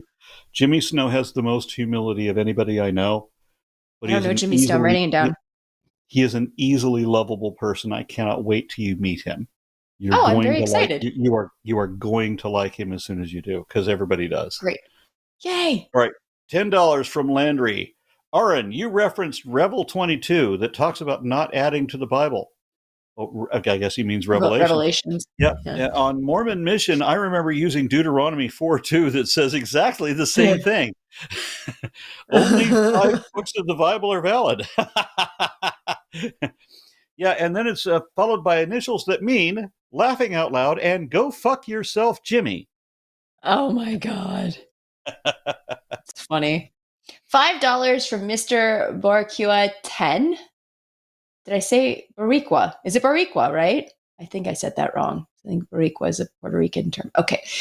Question for host. Is there any discussion regarding why humans evolved or developed neurodivergence for survival of species, or is it a shit happens type? Okay, that's a good question. Aron, do you have any thoughts? Yeah, well, what you're going to have is you're going to have divergence all the time anyway. Mm-hmm. Just because the best thing about being human is that we have a certain degree of empathy for our family, friends, and fellows, doesn't mean that we're not also going to produce children who are completely selfish and have underdeveloped prefrontal lobes or dysfunctional mirror neurons or whatever. It's just that we have to find ways of dealing with those aberrations. And what usually happens is when somebody is too callous and selfish to care about other people, they tend to be ostracized from the community, removed from the gene pool, if you will, by being banished, imprisoned, or killed. Yeah. Well, yeah, and a lot of things that have happened, I think, in terms of like it's not again, like I've mentioned this before, like it's not a goal-driven evolution isn't a goal-driven process, and shit does happen. But I do, I actually do have some thoughts on neurodivergence in terms of like its prevalence now, and that I think there's a far more people that would fall into that Did I spectrum. completely misread that question? Oh, I think I don't did. know. I think I completely Okay. misunderstood. And not only did I misunderstand it, but I answered it in the wrongest possible way. Was it a neurodivergent thing that you did? Were you? Well, no, I think I misunderstood. I was reading the question as if, I said that people generally have empathy for other people, but there are those who have Okay. apathy. But I have to think in more dimensions than that. There are plenty of people who are neurodivergent who aren't. Who it doesn't necessarily mean that we're putting things in a binary perspective of you're good or you're evil, that you're charitable or you're selfish. Neurodivergence has another dimension to it, and I think I did answer that in the wrongest possible way. So neurodivergence it really just means that they're atypical, that they don't follow into the normal box that we would. And when I still answered that wrong. The categorizations that we would normally most often prescribe, and I'm still answering that wrong. So maybe I should just shut up. I know people. I have children that will correct me on this savagely tomorrow. Are they watching? I answered this. Yeah. Oh my God. Yeah. So I'm going to have to apologize to that person. I just actually wrote it down because I would actually like to do more research on it, because I do think one of the things I don't know. I just feel like is there a typical brain? Is there, this idea of an atypical, typical brain? I feel like a lot of people fall into the umbrella of neurodivergence. Some, of course, it's a spectrum, right? So I'm curious about that. I don't know if would anybody anywhere? I mean, I'm a cisgendered heterosexual male. I'm the white guy. I'm in the majority of most categories. And yet I feel quite different than everybody else. I have to wonder why nobody else thinks like me. I don't feel like I think like anybody else most of the time. Yeah. Would anybody say that they are exactly normal? Would anybody say neurotypical? Yeah. I don't think so. I don't know. That's why and I don't ever want to diminish somebody's struggle or plight, but I felt like a lot of, and I'm being kind of an elder Gen X or young Gen Xer. I'm on the tail end. I feel like a lot of us just sort of kind of grinned and bared, what was ADHD, or I didn't get diagnosed until I was older, you know what I mean? And so just, I don't know. It's interesting kind of looking back and going, is there a big shift and a big change, or were people just not diagnosing it or not being completely honest because we were seen as weak or ineffective students or ineffective humans? Yeah. I felt maybe, I don't know. I felt like the diagnosis of ADHD was when I was young. I thought that ADHD was just a diagnosis that was invented to describe hyperspastic people like me. And while nobody had ever identified me as ADHD or autistic or any of the other number of diagnoses, I could see where they might. If I went into I would assume that this was my assumption when I was a young man, that this is when I was a teenager, certainly, that this is how people would diagnose me now that they have a new diagnosis. However, decades later, I know people who have been diagnosed as neurodivergent, and I realize it's a much more serious thing, and that's why I feel so badly that I just answered that question so wrongly, with completely remiss of the people that I know so well for whom this is a real situation. Yeah. Well, I mean, I think what I love seeing is that those that are on various scales of the autism spectrum living such productive and vocal lives and being very much vocal about their diagnosis and their work, and comedians that talk about it that are, dare I say, a little bit further along on the spectrum, because I think it's also illuminating how it's not a disability. It's not something that they can't live a full life with, right? Sadly, and so I think that's the issue. It is a disability. It's a formal disability. Well, yeah, okay. For which you can get compensation from the government. Yeah. And that's what I should have been more aware of when I was just talking thoughtlessly. So my apologies to everybody that would have corrected me tomorrow. All right, so $5 from Monkey at Typewriter. I don't know, Natalia. I think you're padding your title. All anthropologists are biological. I'm on to you, lady. Honestly. You need to come back soon. See, this is what I expected. Thank you. I bring you onto the show.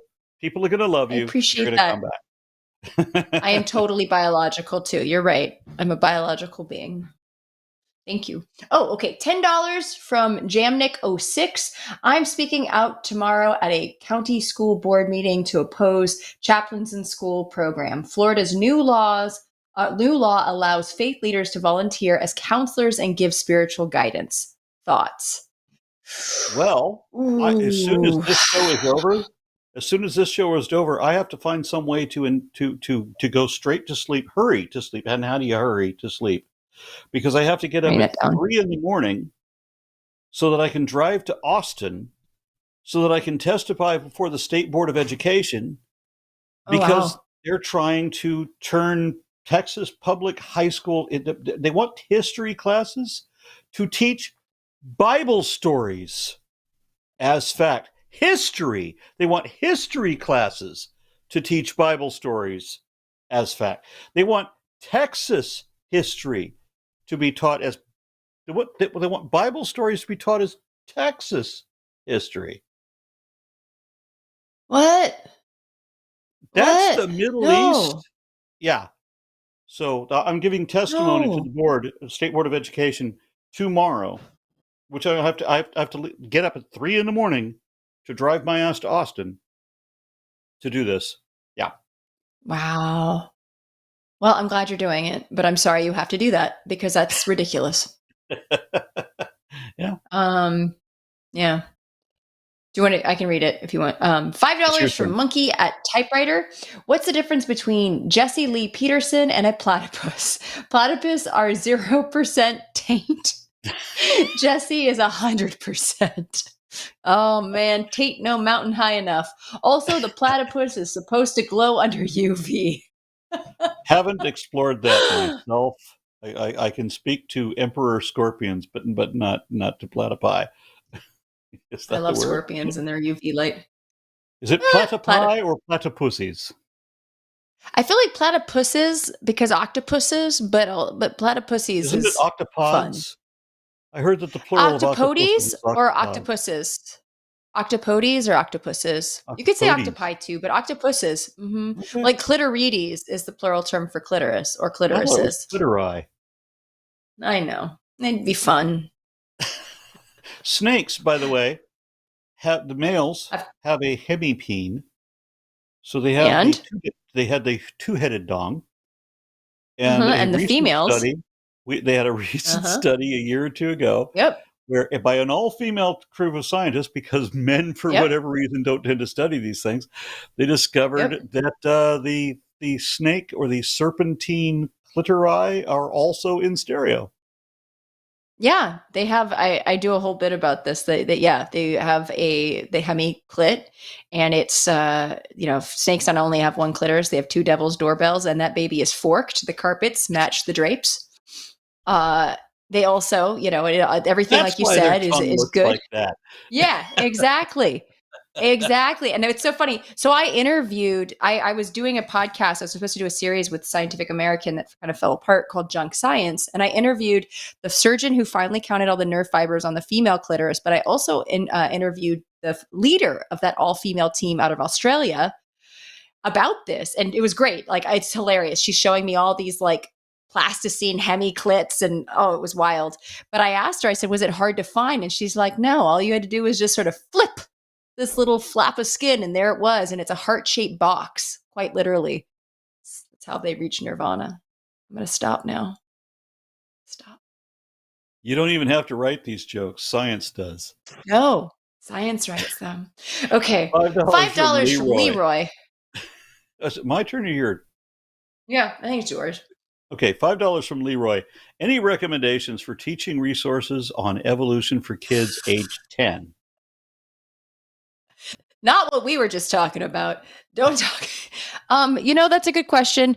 I don't think there's enough. I actually have talked to a couple anthropologists about trying to do like a kid's textbook about this.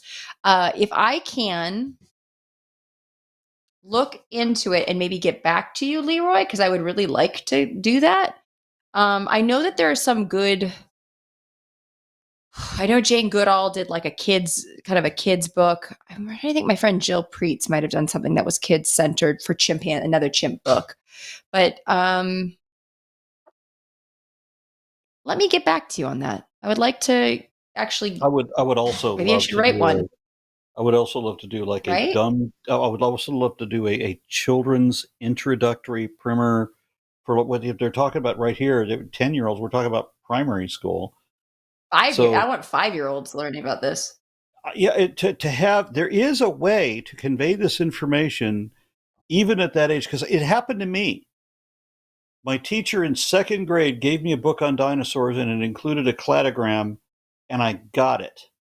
I got to see, well, of course, yeah. sheep and goats are more closely related to each other than either one of them is to cows.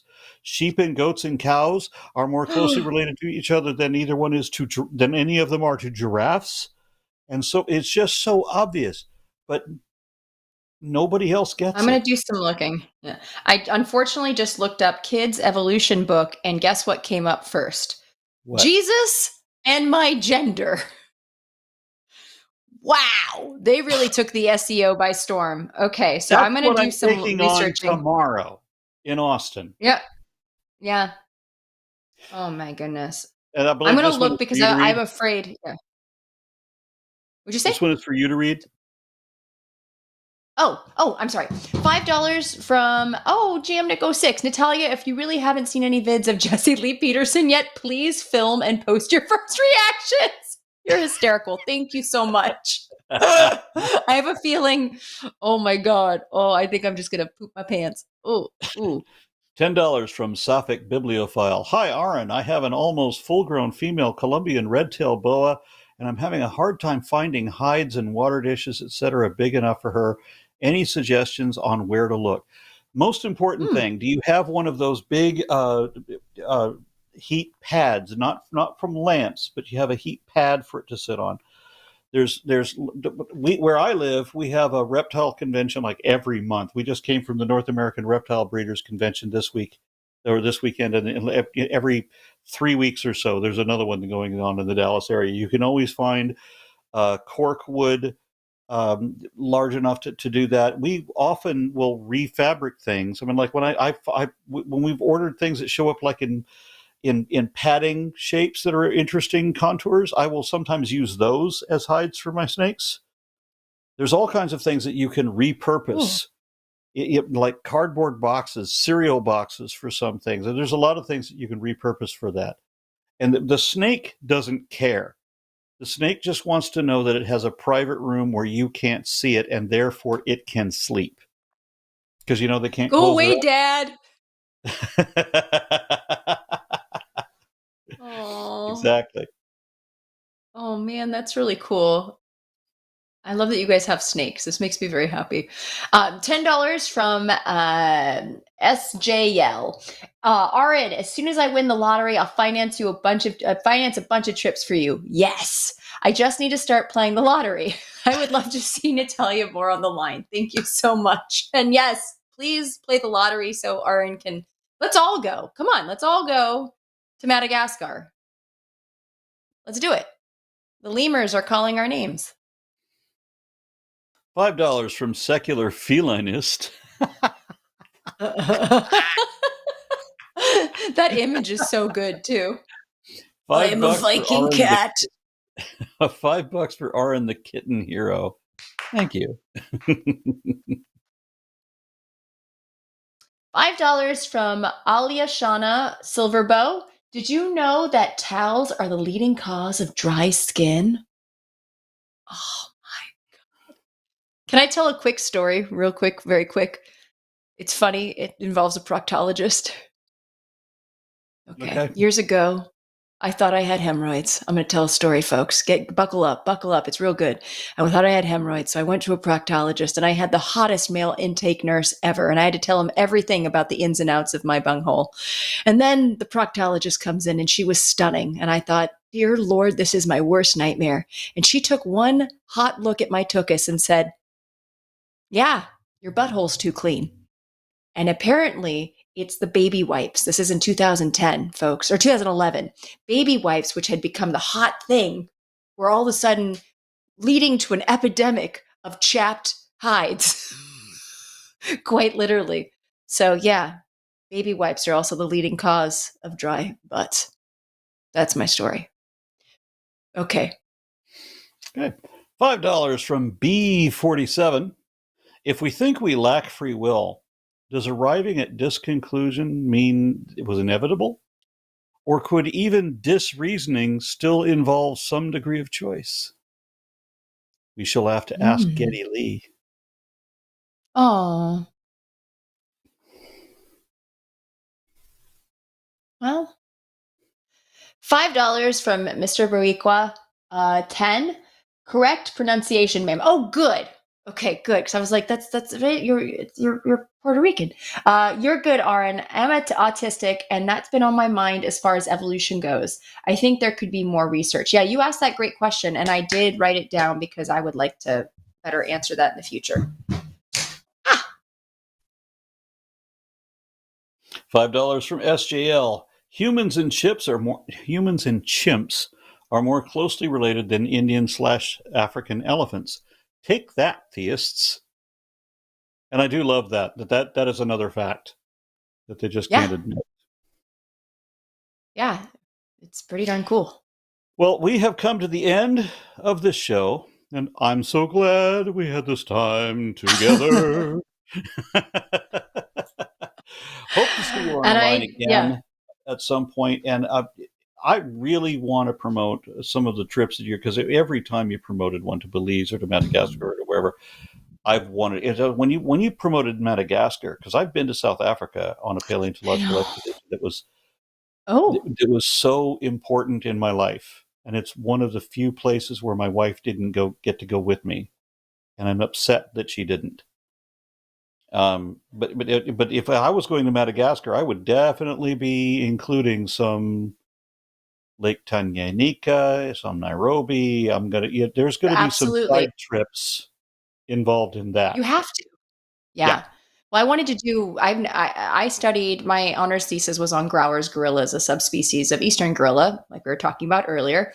And I was supposed to go do research there, but it was too dangerous in 2008 when I graduated. So I pivoted and studied spider monkeys. And I've never been able to meet gorillas in the wild. And of course, these would be mountain gorillas if I went to Rwanda, DRC, or Uganda. But I was definitely going to tack that on, because why wouldn't you? If you can, do it. Exactly. All right. Well, that is it. Thank you so much for being on. Thank you, everyone, for attending. Thank you. Let's go on a trip.